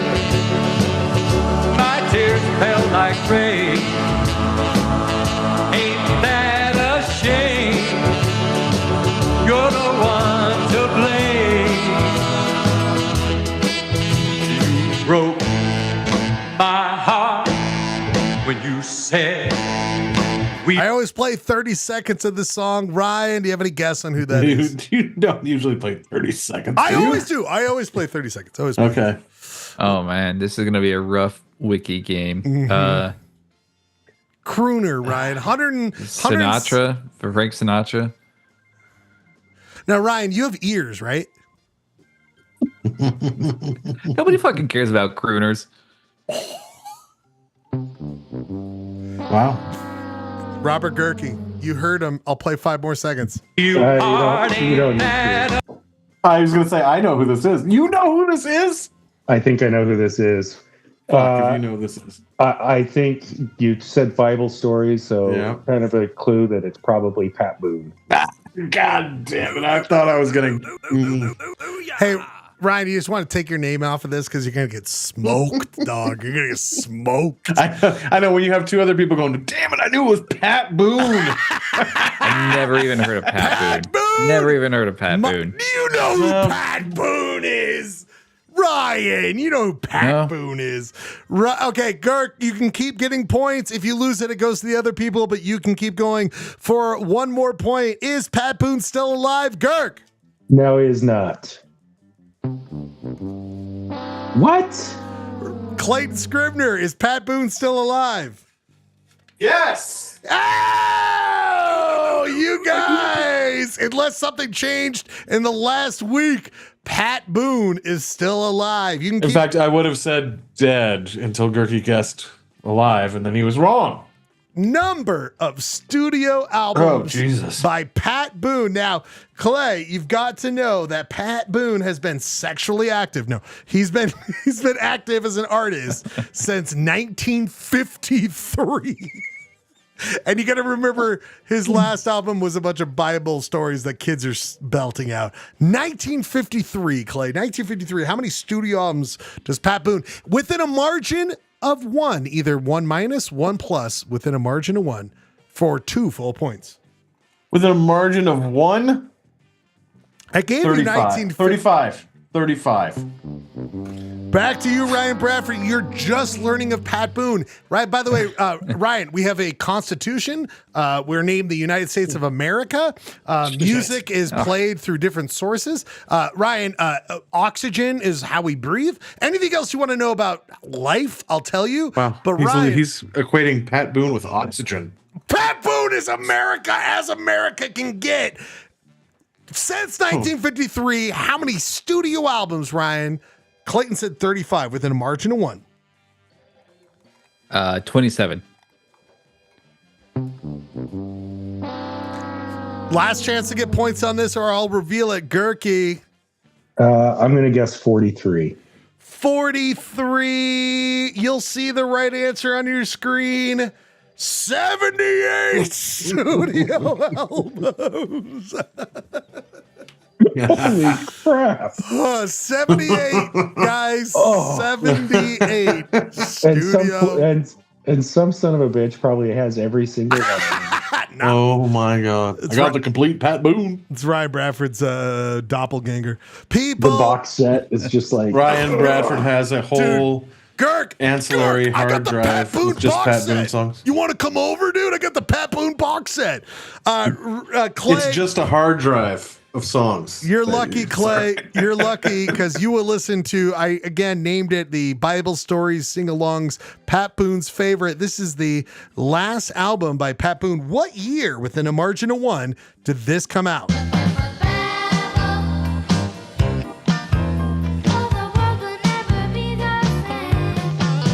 Okay, first of all, he shouldn't be hanging around school-age kids making music at with the number of albums, age 85 or whatever he is right now. Right. And I'm sorry I don't care if he's been active since the 50s. To squeeze 78 albums left, I don't see how the answer can be like in the 2020s. Final answer. So I'm going to say pre-COVID, 2019. Within a margin of one, goes to our good friend Ryan Bradford, who is literally just learning a Pat Boone here tonight, but maybe he learns something that will give him the right answer. Within a margin of one, Ryan, the song I just played, Babble song from Pat Boone's Bible Stories and Sing-Alongs. What year did that come out, Ryan? Margin of one. 92. Gerke, the final time to get points. You are ahead 2-1.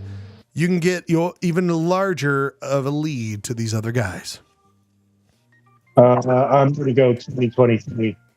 2023? Yep. You guys will see that no one gets any points. 2015. Clayton, you are now ready and in a prime position to listen to this artist and tell me who it is, the last single by this artist, or at least last released or re-released single by this artist.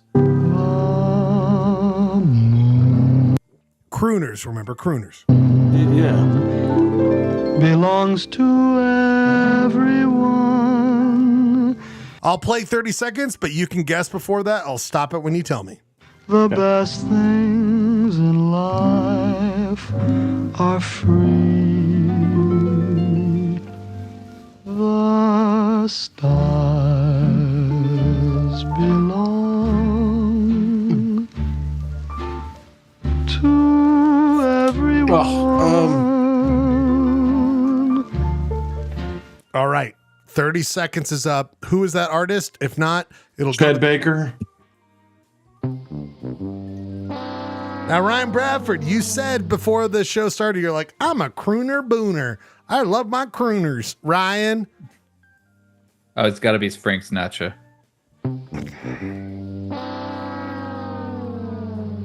0 points, Ryan Bradford, 0 points. Gerke, 2 points to extend your lead. Who is this artist? I think it might be Frankie Valli. The correct answer will be on your screen. If you get it right, Gerke, you get 2 points. If not, it goes to Clay for even more point opportunities. Is it? Oh, it's the Velvet Fog, you guys. Mel Torme. I knew one of these was going to be Mel Torme because of your love for Night Court, but I didn't think that was him. And I do have a love for Night Court. Clay, tell me, is Mel Torme alive or is he dead for 1 full point? Mel Torme's dead. It's so weird to say booyah when someone's dead. Yeah. Mel Torme kicked the bucket. You dead motherfucker. I was right. You're dead as shit. I'm sorry, Clay. Didn't mean to put you in that position. I tell you, it doesn't feel weird for me. I'm like, booyah. Yes. I'm going to put you in another position, Clay, of 2 points if you get the right number of studio albums. I feel like this is the hardest one. The Velvet Fog. I'll do 3 points. I don't give a shit. Let's do 3 points. 3 points for active between the years of. I'm going to find that out. Because I had this last week, so now I want to say he died in the mid 20s. Well, by the way, 20s? one of my favorite. Make it to the. One of my favorite Seinfeld episodes. Remember when Ryan? Do you remember when Kramer gets Novocaine and Mel Torme thinks he's I love this episode. No one cares. It might be a little inappropriate at this day and age. You'd be shocked, Clay, to find out that our good friend Mel Torme did not, in fact, make it to the millennium. He died in 1999. Thank God he never had to see September 11th. But Clay. But he did see Woodstock 99. He did. Well, no, he did not because he died a month before it, June 5th. Clay, he was active from 1929 to 1996, according to Wikipedia. How many studio albums did the great Velvet Fog produce?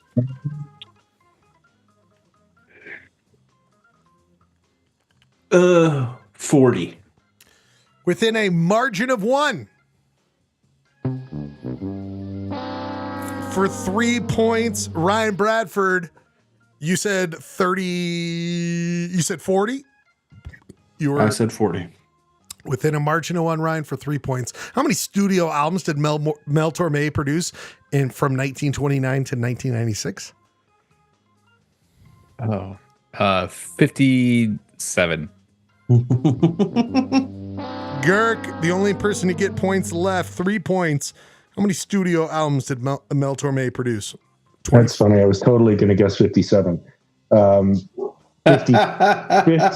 54. Guys, Clay was so close. Are you serious? 38, Clay. Oh. 38, Clay. What was my guess? 36? 40, dog. 40. 40. Fuck, one away. Jesus. What was the last year? Now, this was a re-release. What was this? That's not a word.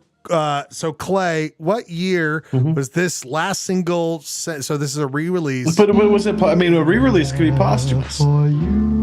Clay, what was the last year of the last single put out by Mel Torme? I want to know the last single that he produced. So this song came out before he died. Okay. Yeah. So okay. This was not 1991. For 2 points within a margin of one, Ryan Bradford, what year did this last single by Mel Torme come out? By the way, I think I like Mel Torme. His voice is fucking velvety. It's like a fog. Ryan, what year? I'm going to say 92. Gerke, the only person to get 2 points off of this. Now you have to take the lead because you and Clay are tied at 2. Ryan has 0. What year did this song come out by Mel Torme? I'm going to guess 95. Come on, guys. He died in 99. That's how you make money. You make money. The next and final artist in this Wiki music game before we take a music break and come back with some topics and Woodstock 99 finale. People, he is listed as a crooner. And I can't deny it. I love him so much. I just love him. This one. Is that right? Oh, shit. So what happens is I set all this up. We don't get to it. Then I got to search the last fucking time I did this. Barry. People. Oh, you almost did it. Oh, you did it. You did it. You did it. Whose turn is it? Ryan Bradford. Oh, god damn. And another half so sweet. Is it Frankie? Ryan, what did I just say out loud? Shut the fuck up. You don't need to point it out. Sorry, I was looking up a link because this whole game is reminding me of that I Think You Should Leave sketch where Tim Heidecker plays the jazz. Is that where you put the link in the chat? Ryan is 0, motherfucker. After Ryan goes Gerke. Will never meet. I thought he was gonna. Yeah, it's Barry Manilow. I thought you were gonna guess Barry White. That's okay. Now, Gerk, you got 1 point. I'm only giving you 1 point for that. 1 point for that. That's fine. Gerk, it is of course the great. You should get half a point for that. Great Barry Manilow. Great. You know what? You're right. 0.5. Because I fucked up. Barry Manilow. Is he alive or is he dead? Can I pass? Great question. No, you have to answer. No, because I don't want to give Clayton the point if I get it wrong. I know, but that's the fun. I'm pretty sure he passed away. So he's not. That would make him not alive. That would make him not. He's definitely alive, dude. Dude. Clay, hey, to my credit, I knew that. Clay has 3. So if you would have passed it, I would have gotten a point there anyway. So Clay has 3. You have 2.5 because I took 0.5 because I said Barry. The next question. Gerke's getting rolled on this one. I don't know why that went away. The next question is, how many studio albums does Barry Manilow put out? Now, Clay, this question's for you. It's worth 3 points.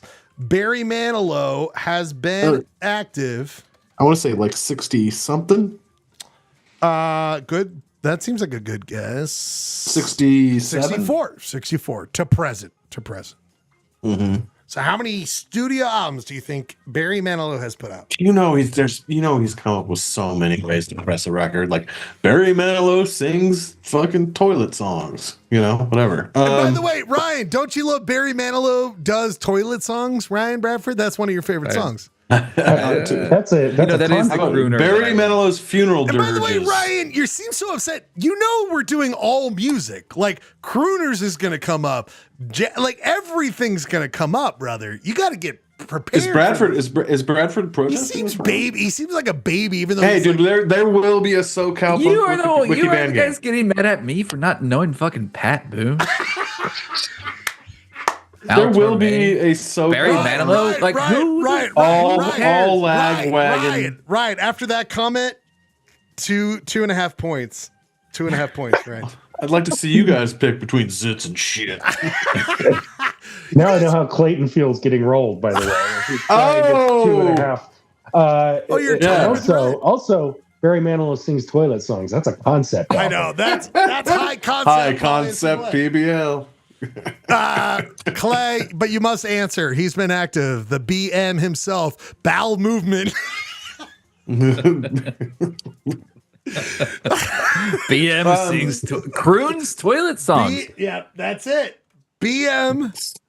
You think I just randomly picked toilet songs? I know about BM. Oh, Clay, no, get the fuck out of here. BM movements. No, BM songs for the toilet. Okay, go ahead, Clay. Sorry, go ahead. I want to think he's probably out album to Mel Torme. I'm gonna go with within a margin of one. Margin of one. I know. For 3 points. I was so close last time. I'm gonna say 42. 42 for the great BM BM. How many movements has he had? 42 is not right. It goes to Ryan Bradford. He is tied with Gerke at 2.5 or 2.5 for 3 points. Ryan, within a margin of one. How many studio albums does Barry Manilow have? Active since 64. I'm gonna say 102. Damn. Now, Ryan, you're playing, or you're just fucked up on drugs? We move on to Robert Gerke. What? That's not. I made the case that he probably has been really trying to maximize with toilet songs and stuff like that. The only guy who's multiple releases. The only guy who's sober, who cares about America. I'm Gerke. sober as a judge, dude. Robert Gerke, the man who cares about America. How many studio albums does Barry Manilow, the bowel movement himself, have? I think he's probably got 28. You will see the answer on your screen. Gerke, you were definitely the closest. 31. Less what did I than say? The other ones. You said like you said like 74. Yeah, 74. I said 45 or something. 74. It goes to Ryan Bradford. You listen to this song, Ryan. Listen to this song. Again, I was a good sport. And you know what I'm realizing is that really you guys should study studio technicians and audio equipment, because you guys never know the proper placement of a year. I think if you look at a nexus between the sound with the sound quality, like you're saying, and how tight his face sounds when he's singing, right, you can kind of find what year it came out. Ryan, you've heard this man has been stretched. You've heard what Clay has to say. For 2 points, what was the last year Barry Manilow put out a single? The single you just heard, called Nights. Say 2022. 2022, within a margin of 1.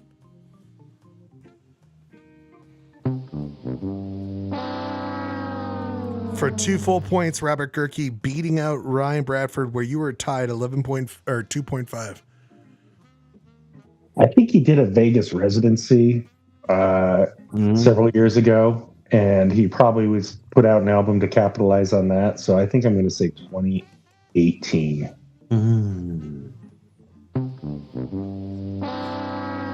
To extend your lead. So we have a 2018. You have to remember. I can't remember. And we have a 2022. Yeah. Which would cover 2019, 2021, but it would leave 2020 empty. Which is high risk just to pick 2020. So I guess I'm going to go 2016. People, you will see on your screen that Clay leads 3, Gurky with a 2.2, Ryan Bradford 2.2. The final answer for when's the last time Barry Manilow put out an album? 2020. Oh, it is the 2020 high risk dead on. God damn it! You know what? I kind of saw shock in your face a little bit. I should have used my poker skills, Ryan, and picked 2020. God, I was going to guess 2019. People, the final question I have for you is I looked up the crooner list on Wikipedia. I'm not saying it's complete. I'm not saying whatever. I'm just saying I looked up the crooner list. The crooner list. What they say, it's 115, 125. I lost the card from last week. It's somewhere in between there. 115 to 125. Final answer. Whoever gets this closest to the hole wins the entire game. How many artists, and I did look this up one by one, how many of the Wikipedia crooners are still alive going from the 1900s to today, 115 to 125? How many? They only classified about 150 people crooners. 115 to 125. It's way smaller than you thought. Way smaller. You have to lead, so you have to make an elite level to get crooner. It said at some point in their career they were called crooner. So 115 to 125, closest to the hole, according to Wikipedia. How many of those 115, 125 crooners are still alive? I have a final answer. It's closest to the hole. It's worth 20,000 points. So whoever wins this, or whoever gets it right, wins. Are we writing this down? Please write it down, Ryan. Kirk. And then after this, we'll take one music break. I've got a song. I'm only going to play 2.5 minutes of it. Then we come back with a couple things, and we'll end the night. We'll end the night. Okay. Tell me when you guys have come to the conclusion.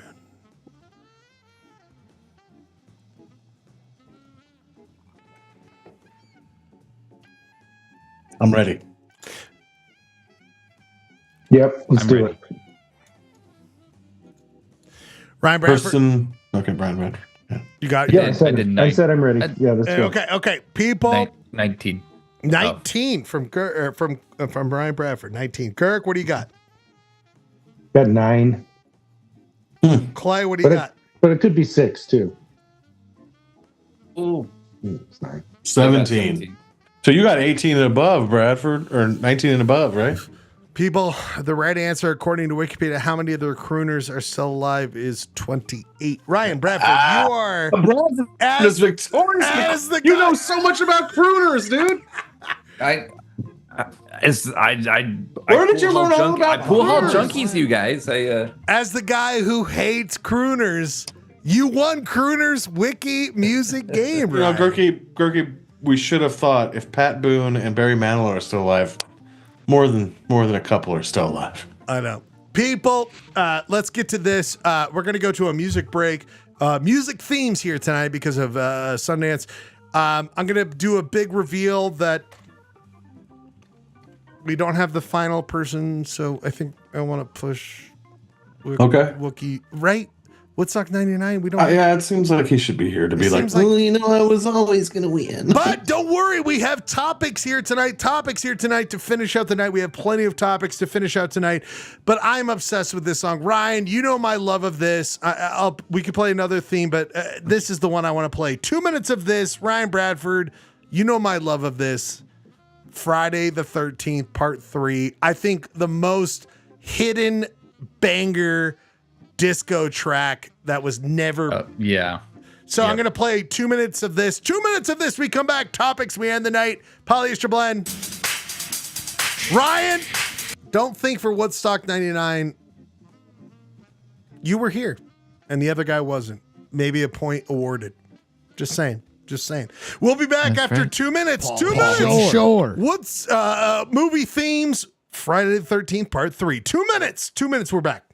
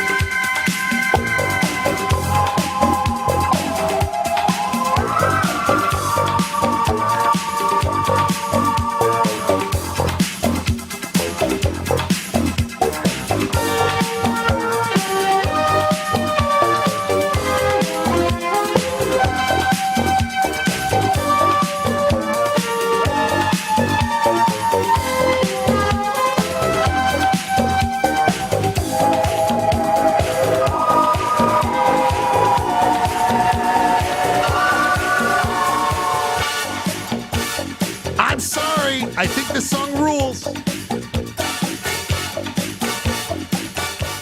Feels like the Suspiria and all the Italian horror movies get the jump. Yeah. Good call on that one, Schleg. That was good. Anyway, we'll be back with more of this. Here's what I will say, people, before we get to the end of the night. I would like to do a bigger reveal because one of the assholes isn't here. Only one? Did we lose Gurky? No. I'm saying, doesn't it feel right to wait on WoodStock 99? Am I wrong? Should we just reveal it tonight? We can. No. Let's wait. Want to know? Ryan, everyone, promote it this week. I think we should do a more proper. I'd like to do the stats. I'd like to show stats. I also, Ryan, and anyone, I'd like to talk about the bands more in 99. And then also, this is what we should actually do. So next week will also be the night we decide. And I want top 5, guys. Top 5. Give me top 5 right now. Because we got to decide next week, unless you guys come up with other ones. And of course, you guys can have them.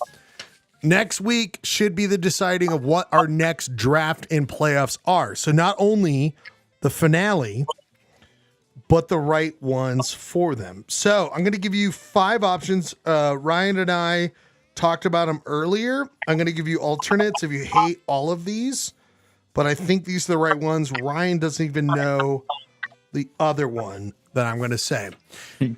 Let's go through them right now. Who's got their camera up to their weird red skin?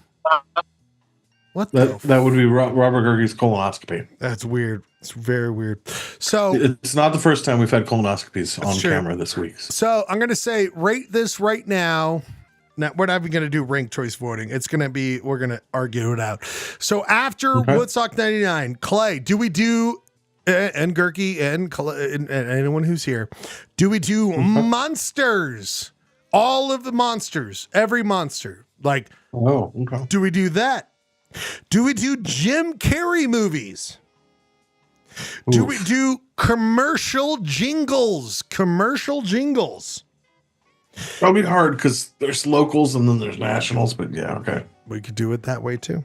Best hair metal songs, so they have to be from the best hair metal genre. And then this is what I was going to say as probably the one we should do, but this is just an idea.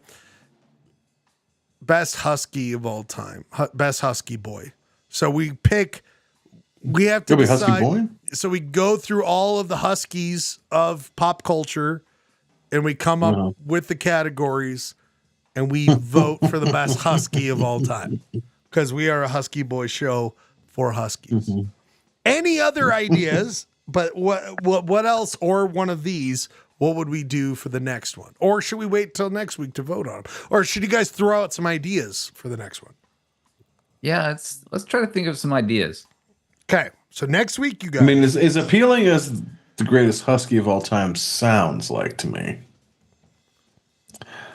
why don't we set our sights higher and say, what's the fucking greatest song of all time? Oh! Now, Gurky throws away because it's too easy because you think it's going to be whatever. You think it's going to be like, Stairway to Heaven or something. Maybe this show comes up with something. But it has to be something we can vote on. You know what I mean? Like subjective. Right. Or all songs are, so you guys, oh my God. So there's got to be a nomination process. Whoa. Okay. We could each bring like a. Gurky's like, you should just simplify and vote on it. That's why I simplify. I always think easier, smaller, but because. Yeah, I mean, if you do all songs, then you're going to have you're going to run the risk of the show getting canceled. Literally canceled, or like the cease and desist from record companies. But but it's also like so wide open and subjective that I think it's like best husky. Pat Boone put out 78,000. But best husky boy, and I've only listened to like 45 or 46 of them.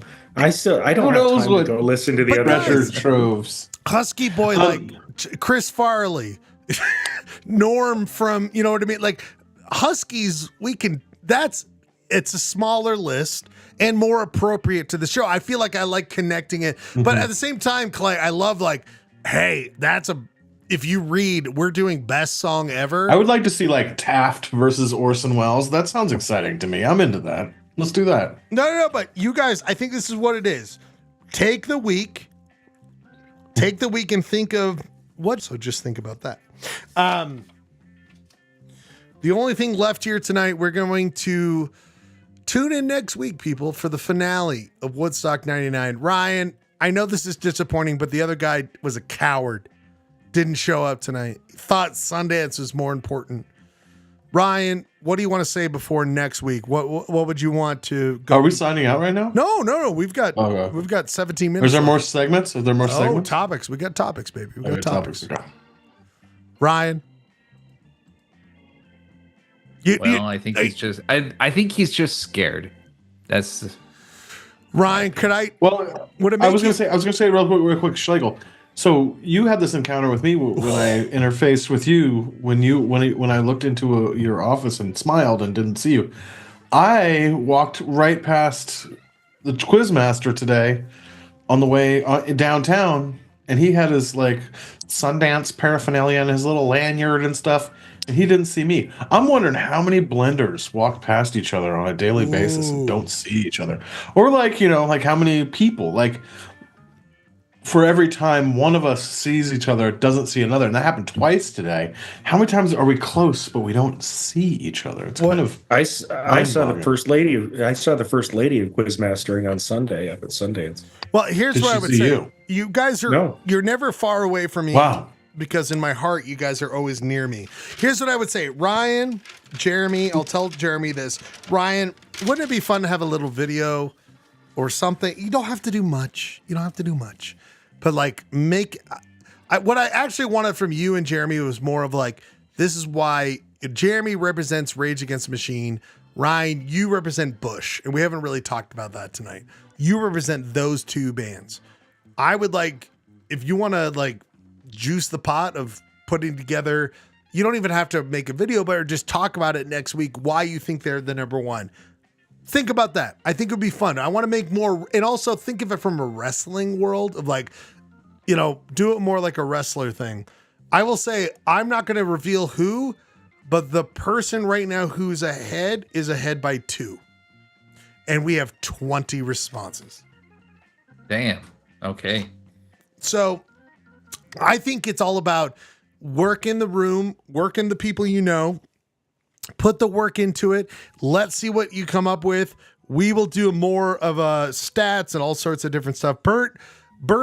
By the way, we're not going to Burnt's contract next week. He's got one more week of duties and then he's gone. He's going to go to a Super Bowl, but not that Super Bowl, a different Super Bowl.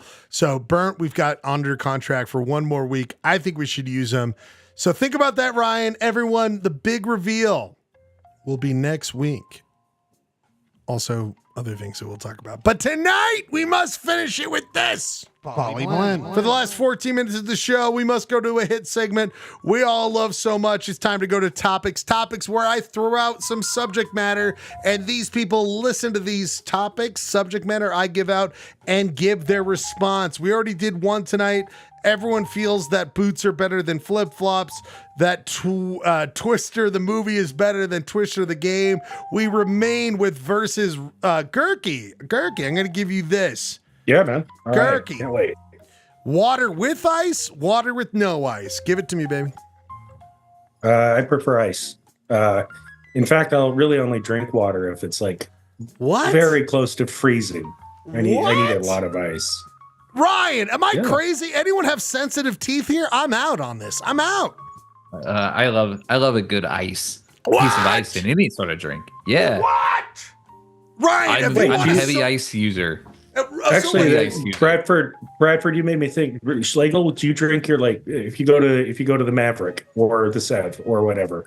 I know we're not supposed to say that word on here, but and get yourself a fountain soda. Do you put ice in it? I'm not trying to be a dick. I have not gotten a fountain soda since I was 17. And I'm not, again, I'm husky plenty. I get coffee, I get alcohol, I get water. Okay, those are that's what I drink. And I would say most of those, you will see I have sensitive teeth. I cannot do ice. So if you order a cocktail, you just take it deep. They don't last that long. You know what I mean, baby? They don't last that long. I would say a soda, I like a can. Of course, I like a fountain soda. I'm not saying I'm above that. I just don't go to it. Ryan, when's the last time you got a fountain soda? Maybe you and Gurky are closer. You mean, wait, you don't, when you go to McDonald's to get your quarter pounder, you don't get a soda ever? Of course I'll get a soda and I'll drink it that way, but that's through a straw, kids. That's through a straw. Wait, how do you drink your water? Just kidding. Sorry. You blew my brain. I was like, where's a glass? Where's that? So here's where I like a water. I have a mason jar at home. I fill it up out of the fridge. It's cool, but then it gets to room temperature. Room temperature only for me. Room temperature. So I didn't realize that I was muted, and I didn't realize I was muted for the last 5 minutes. I've been berating the air about the concept of Schlegel not getting a fountain drink since like the 1990s. That is such utter fucking bullshit. I don't. Of course I've had. No. But you also use a But straw? to Bradford's point, dude, you get them. You got a fountain drink recently, bud. You know what? To be fair, 100% that I have gotten.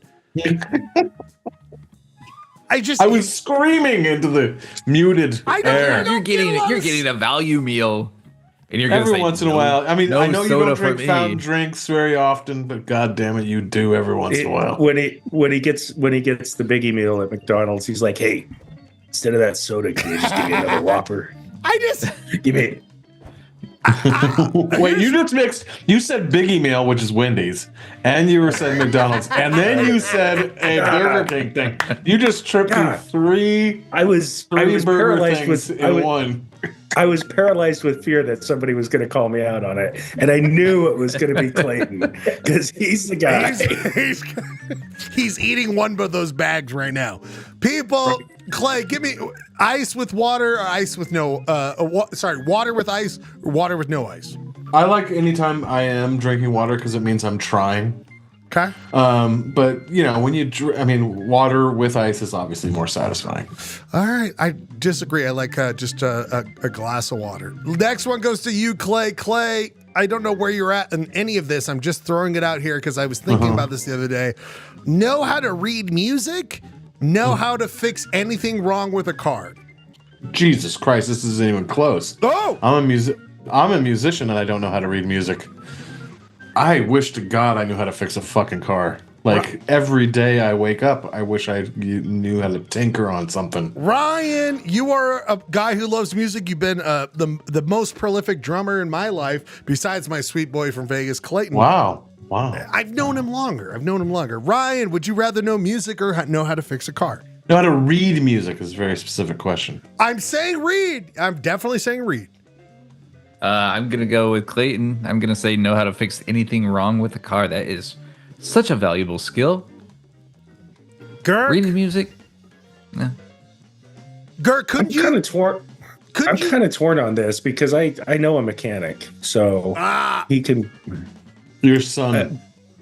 But also knowing how to read music and play music are two different things. It would be sort of like knowing how to read about knowing about how to fix a car versus knowing how to fix a car. So I think there's more practical application. Although I'll tell you what, when my mechanic friend gets going, it just turns into like Charlie Brown, like wah wah wah wah wah wah. Well, I was gonna say if you could read music, I think that's less than mechanics. Can't you make music that gives you enough money to pay someone who knows how to fix a car? So I thought maybe reading music is more unique that could pay for the reading of the car. I don't know, something to think about. Lots of people know how to read music, but very few people know how to make money. Ryan Bradford, this is truly a question. Ryan, one of our topics here tonight, the last one of Versus is this.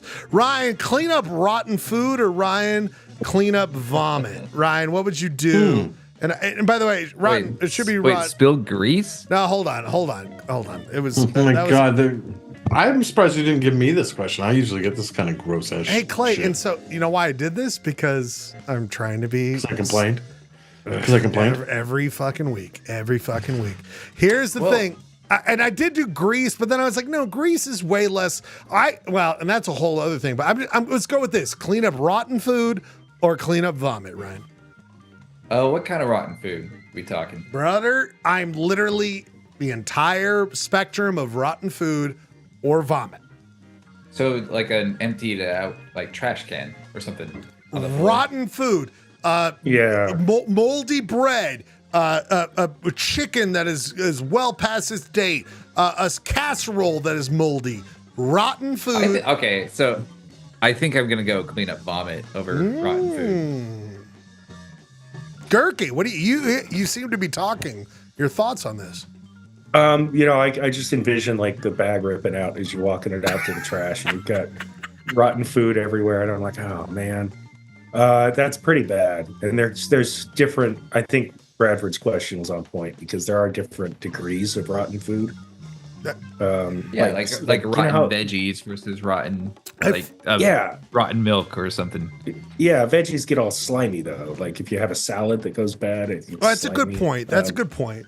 Okay. And also like if it was dog vomit, I mean I clean that up all the time. So you're sitting in it right now. That's a great point. But I think I would.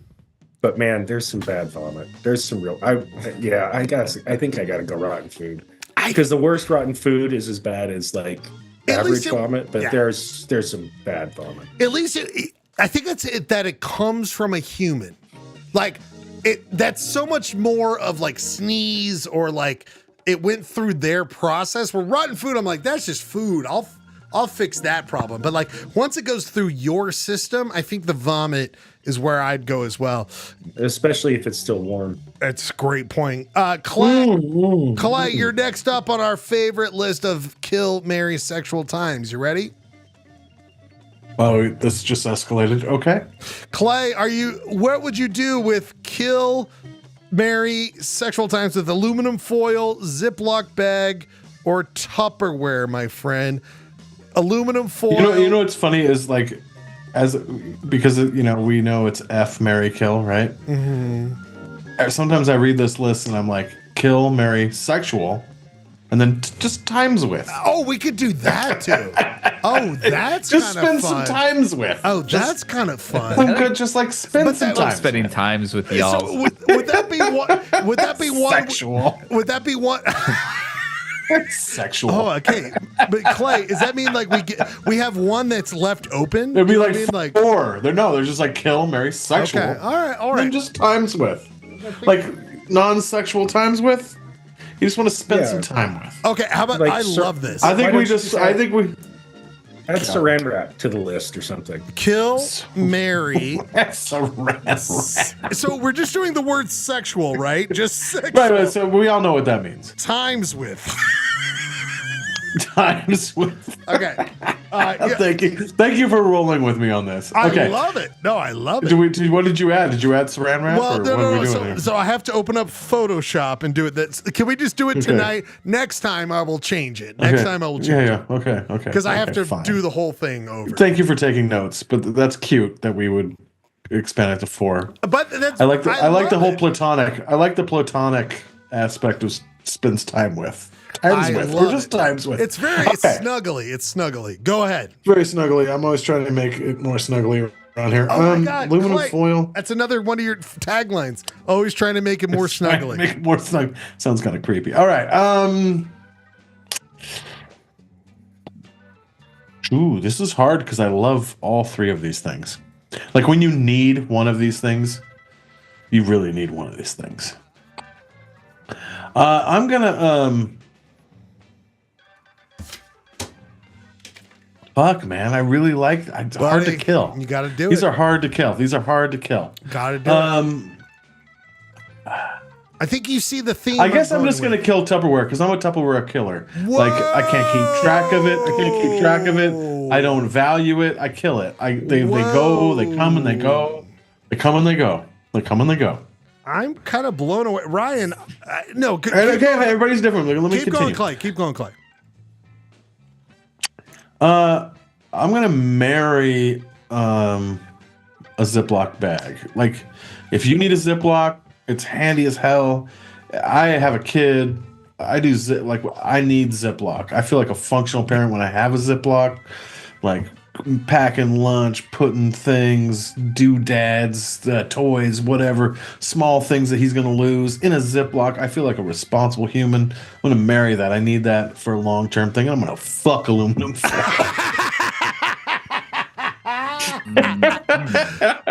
It seems like it'll make. It seems like it'll. Like when you need aluminum foil. It's like a need, you know what I mean? It's like physical need for aluminum foil, you know what I mean? It also, well, it does seem uncomfortable. Not a lubrication there, but I'm not talking about that. I'm talking about my relationship. Sorry. Like if you need aluminum foil, you're about to grill. Cooking. You're about to grill something. Yes, exactly. Cooking. You got to cover the pot pie crust so it stays brown. It's the most versatile out of the three. As you know, that's a good point. Ryan or Girk, your thoughts on these?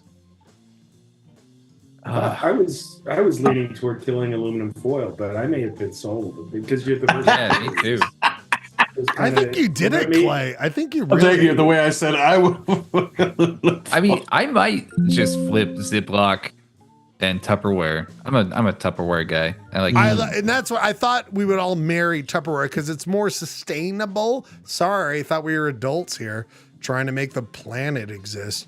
I would have gone marry Tupperware, kill Ziploc because it's so wasteful.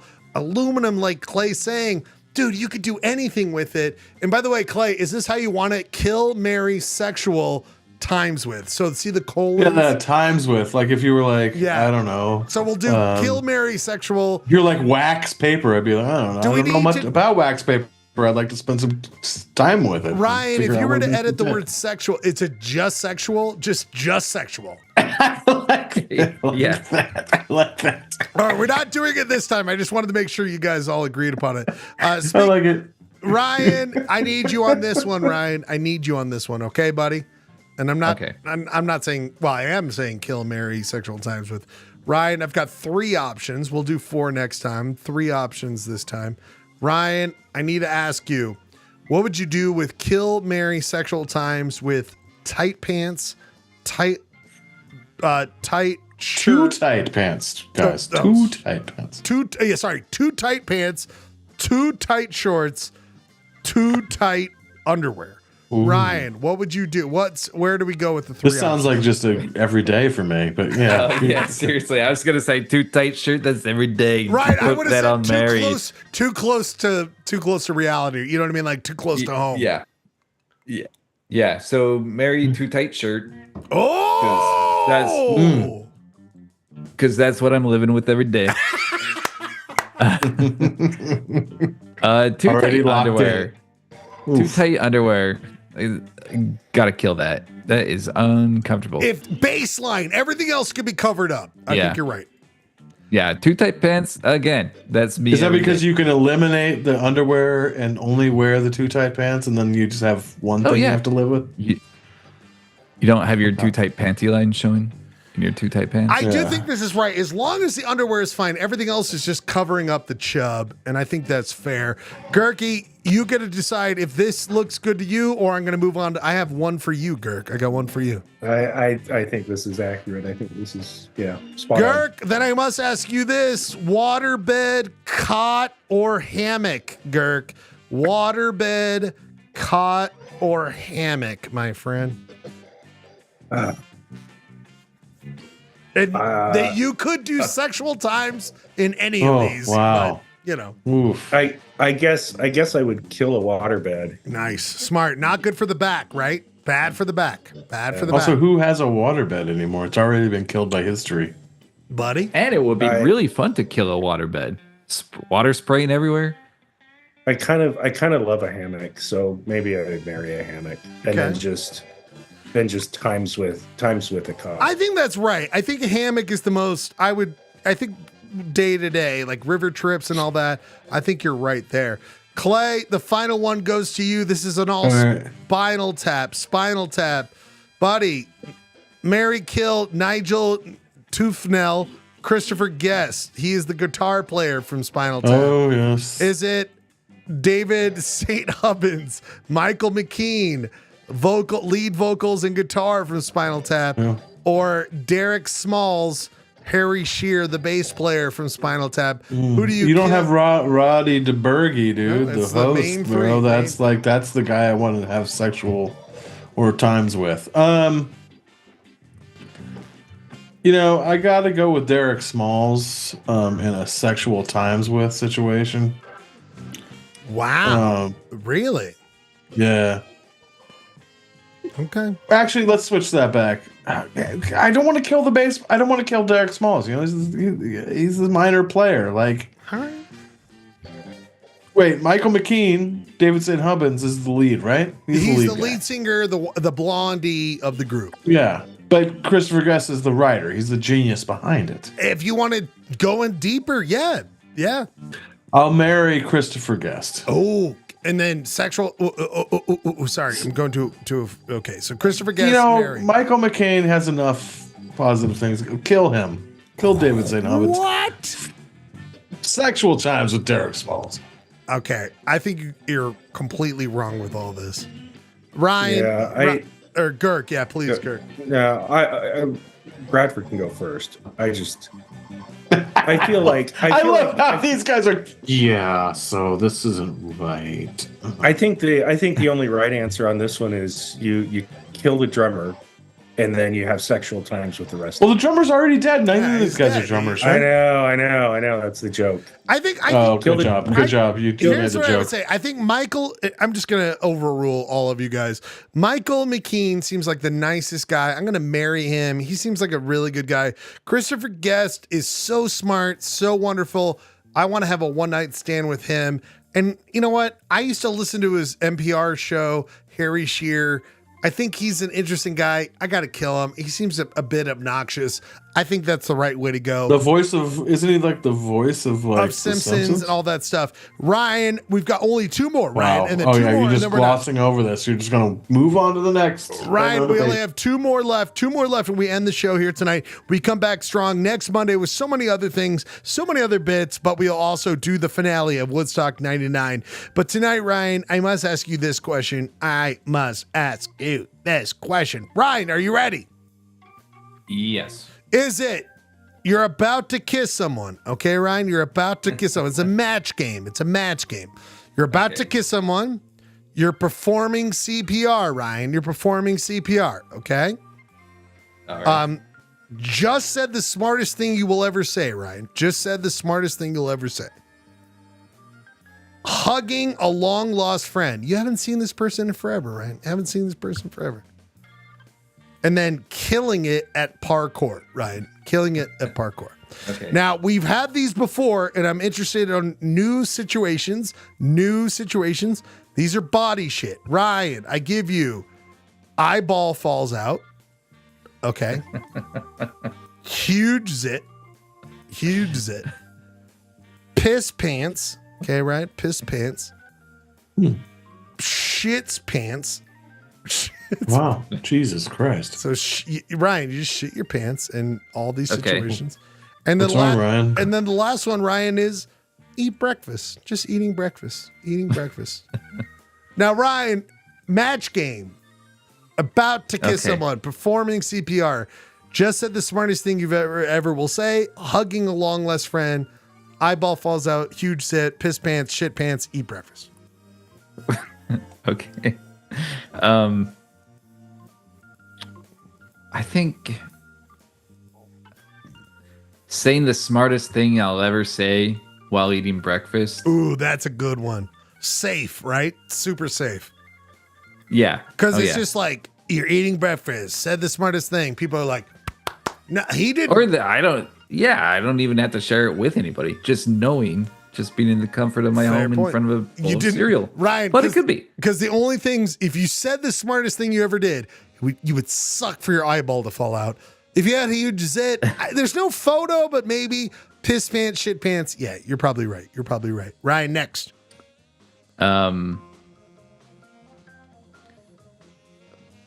Piss pants for killing it at parkour.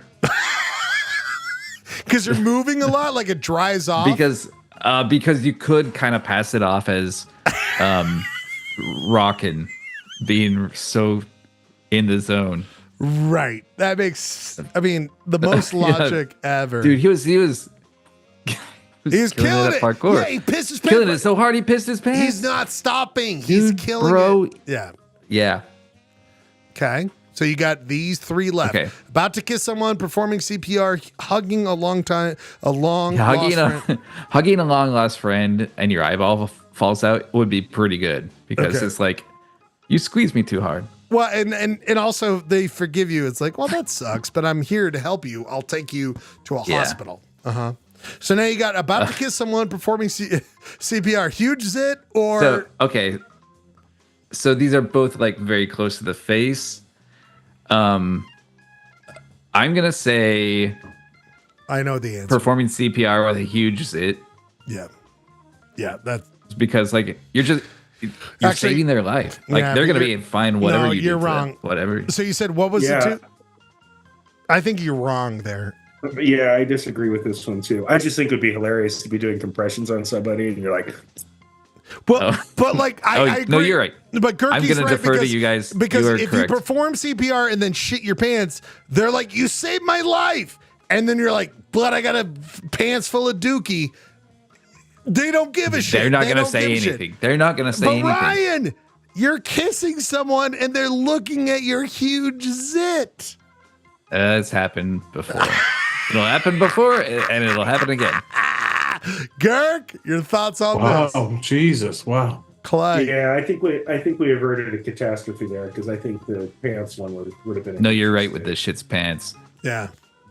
Clay or Girk, any thoughts differently on this? Because we go to. I have no further thoughts. I think the like very robust discussion got us to a good place. Okay, Girk. I kind of do feel. Hear me out. I kind of feel like saying the smartest thing ever and then pissing your pants. I think there's some. Because you're like an old, like wise sage, but you also have bladder issues. Yeah, you're just like I don't know. Fair enough. Okay. We have just a finale of two more. Let's do this one with Girk. Girk, I think you know what? I think this is a Clay one. I'm sorry, Clay. I'm gonna. Yeah, please. I'm here, buddy. We're playing the game of band they should join. And it is. Did we do this before? Paul Schaefer. Do you guys remember this? I don't think we did this before. I don't think so. Okay, so Clay, you have to. What band should Paul Schaefer of the head of the CBS orchestra? What should he join? Should he join the Hold Steady, the B-52s, Huey Lewis and the News, or the Gap Band? What band should Paul Schaefer join? God.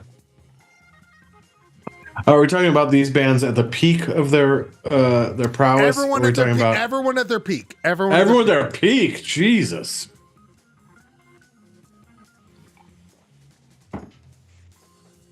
Everyone at their peak. I mean, if I was Paul Schaefer, the answer would be Gap Band. I mean, come on. You're not asking imagine. Paul. You're not asking Paul. You're asking yourself. Where do you want to see Paul go?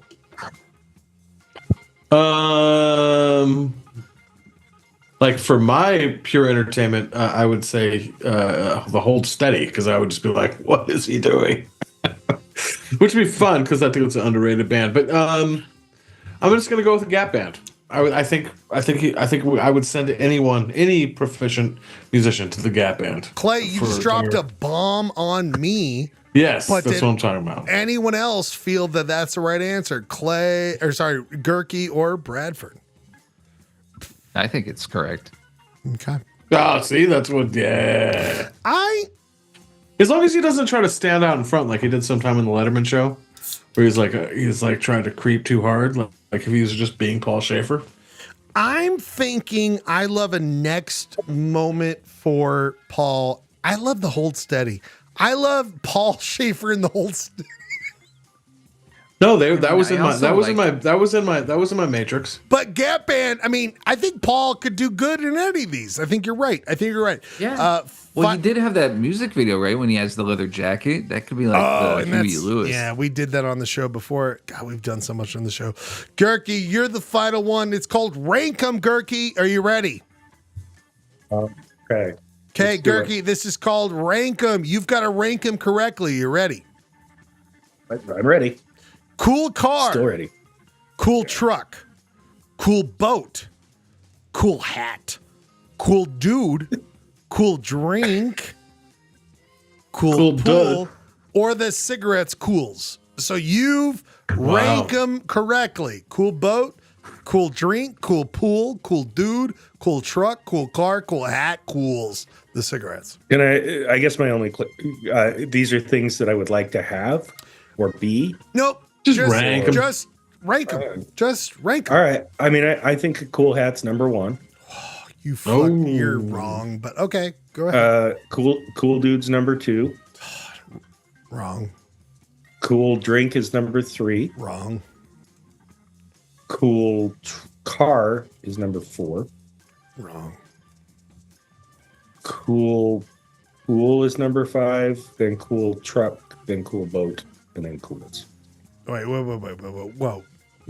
Pool, truck, boat.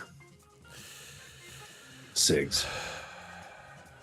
So, I love my boy Girk. Love him to death. I mean, I'd hang out with him anytime. If anyone said that he's an idiot, I'd be like, nope. I think he's smart. I love him. This questions everything. Ryan Bradford, look at the list. Tell me otherwise. I would switch things around, but I don't think it's like that wrong. No, he's way wrong. I mean, I would put Cool Dude number one. Yeah, because what are you doing with everything else unless you're hanging out with a cool dude? Go ahead. Wow. Then I would probably put Cool Hat. Cool. That's quite a leap.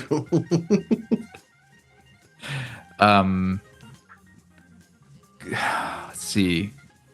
Cool. I think, cool boat. I'd be most impressed with. Seriously? Cool boat. Jesus. Depends what your definition of cool boat and cool truck is. You know what I'm saying?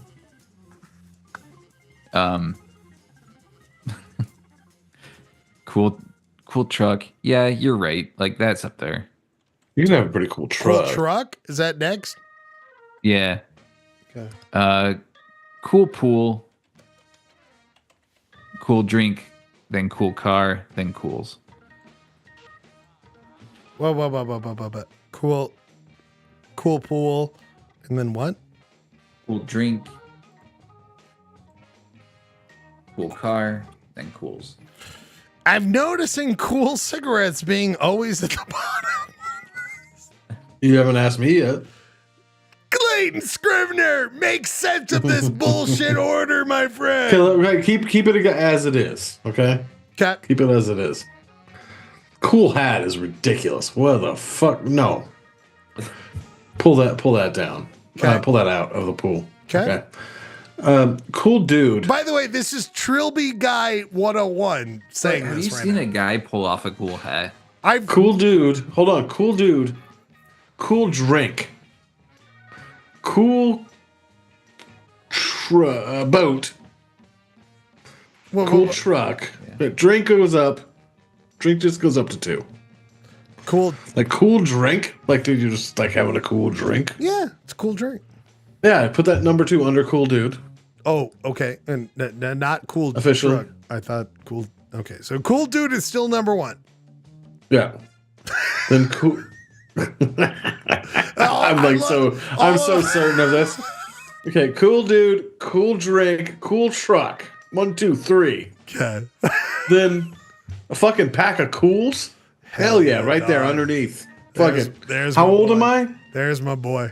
Okay, now you're like, okay, if you've got the cool dude, the cool truck, the cool drink, and the cools, I need to be by a cool pool. Okay. Then possibly a cool hat, cool car, cool boat. Everything falls into line after that. But like cool dude, cool drink, cool truck, cools, and a cool pool, I'm in. Okay, people, these are great submissions. Great submissions. Cool hat. People, we will end the topics tonight with the correct answer. You only can be cool once you start with cools. Guys, come on. Once you have cools. Dude, if I had a pack of cools right now, it'd smoke the shit you're out a of me. cool dude because you got cools. And then you wear a hat that because you're a cool dude. That Then hat gets you're up there. only after you have a cool hat with cools, you're having a cool drink. Then, of course, you have that cools, a truck full of cools bring you all of those cools, the cool cools, and then you're like, guys, what are we doing? The cool of cools. Let's take my car over to my cool pool, and then you're like, oh, dude, we're at a pool. What do we do in that cool pool? We drive a cool boat. People, this is the correct answer. More fun and merriment when it comes to. Oh, you saw cools up top. Okay, cool. People, we'll be back next week. The final answer, Brian, Clay, I had to pull the finale of Woodstock because Jeremy's not here. I had know, to pull we're it. right. Yep. I had we to know. pull it. I didn't want to, but I had to pull it. There'll be more insanity, high concept. But by the way, high and low and mid concept PBL. That should be our ranking every week. Clay, you're going to be upcoming. Gurky, final thoughts on tonight's show. Next week, what are your thoughts on Woodstock 99 as well? Give them both. I'm just so glad Woodstock 99 is over. Every week it's a reminder of my futility and my stupidity. Maybe if I had more cools. But by the way, cools are not good. Menthol cigarettes are bad. I hate menthols. Gurk, but that's what cools are. Anyway, what do you want for the unless you come up Are with bad different- for you or just bad? Good. I haven't smoked. Gurk, what would you want out of the next draft and playoffs? Do you want to come up with new ones? I kind of like right now, based on the options that were presented, I'm leaning toward the Husky boys because I just think there's a lot of potential there. Right, just a bunch of chunky boys. But I think we could also, in the next 7 days, we could probably come up with something fun. Yeah. Think about something else, Gurk. Would you also want to make like top 5 cereals? Top cereals. We can do cereals. Are always good. We can do cereals. What if we do cereals and serial killers in the same draft? Like match them? We can combine top 5 and matching. Ryan, do you not love this? So you have like Fruit Loops against really Charlie cool. Manson. Serial killers on one side and cereals on the other? Like they meet in the final? I think you need like Raisin Bran and John Wayne Gacy going head to head. Oh, wait a minute. Now we have to think about what matches serial to serial killer, right? Like topics, like we are seriously bringing some high level content here. Okay, what if we did like one round of draft for cereal and one round of draft for serial killers, and then it's just like 1 versus 16 kind of thing. Kids. Also, we got to do Husky at one point. We don't have to do it next time, but Husky's coming, right? We have to, right? It's just the Husky is coming. The Husky draft is coming, but I love serial killers. We will do that next. Thank you, Gurky, for joining and also failing at Woodstock 99. Clay, even though... we'll hold off. Ryan Bradford, final thoughts on the show. Next week, you will find out who wins. We're also going to join in on talking of Breakfast of Champions as well. Oh, yeah, we haven't even talked about that. That fits with our cereal thing, too. Perfect. Ryan? Mm-hmm. Are you ready to do a speech about Bush? Because that's what I think we lacked this week. I wanted one heavy hitter, you being like, this is why Bush should be 1999. I mean, because it would be really funny if Bush beat Rage Against the Machine. Ryan, I'm just saying, could you set it up? Could you give the people an idea of I could try. I know. And I could try. Waiting for you to try. All right, Clay, Ryan, I also put out a thing earlier. Ryan, we have said goodbye to Ryan's Comics Corner. What is the next segment, or what are ideas? Are you gonna we're done? We're done with it permanently? No more comics? We're not done with it permanently. We're never done with it permanently. Ryan, what would you do next time if there was a new world for you? Instead of Ryan's Comics Corner, another bit. Are you going to think about that? Will you guarantee us that you're thinking about that next week? I can guarantee. We got to guarantee. We leave it to, and by the way, this guy entered too late. Our good friend, the Podfather, Clay, we're ending the show. Here he is. Final thoughts. No, we don't even acknowledge him. We don't. Okay, we'll do it in the after. Did I win? No. Oh, boy. No. Oh, he's in a lift. We can't. Clay, final thoughts on the show. Also, we have to talk about something special I'm doing tomorrow, and I want to talk about that, Clay. Let's talk about ideas. Yeah, I'll be here. Okay. Last thoughts on the show. Show was dope, dude. Show was dope. Show was amazing. Love these little micro skits is what I can classify them as. Weezer Pepper was a dick. So was burnt to me tonight, but that's fine. I don't mind that. I love micro skits. That's exactly what I wanted to do. 2-minute bits, really quick things, always keeping things going. We are basically, if I were to tell you guys correctly, I'm trying to do Pee Wee Herman. This is a show that this is the Playhouse. We're doing bits outside of it. We're trying to make it even better. I will say this. Gurky always says this. There's a documentary on Pee Wee Herman. It's coming soon. Gurky hates this, but I love it. We're ending the night this way. We'll be back next Monday. Anyone who wants to talk about bits or anytime, let's talk this week. Keep shining from the sky above. You know, pretty soon that big yellow moon will light the way back to the one you love. Blue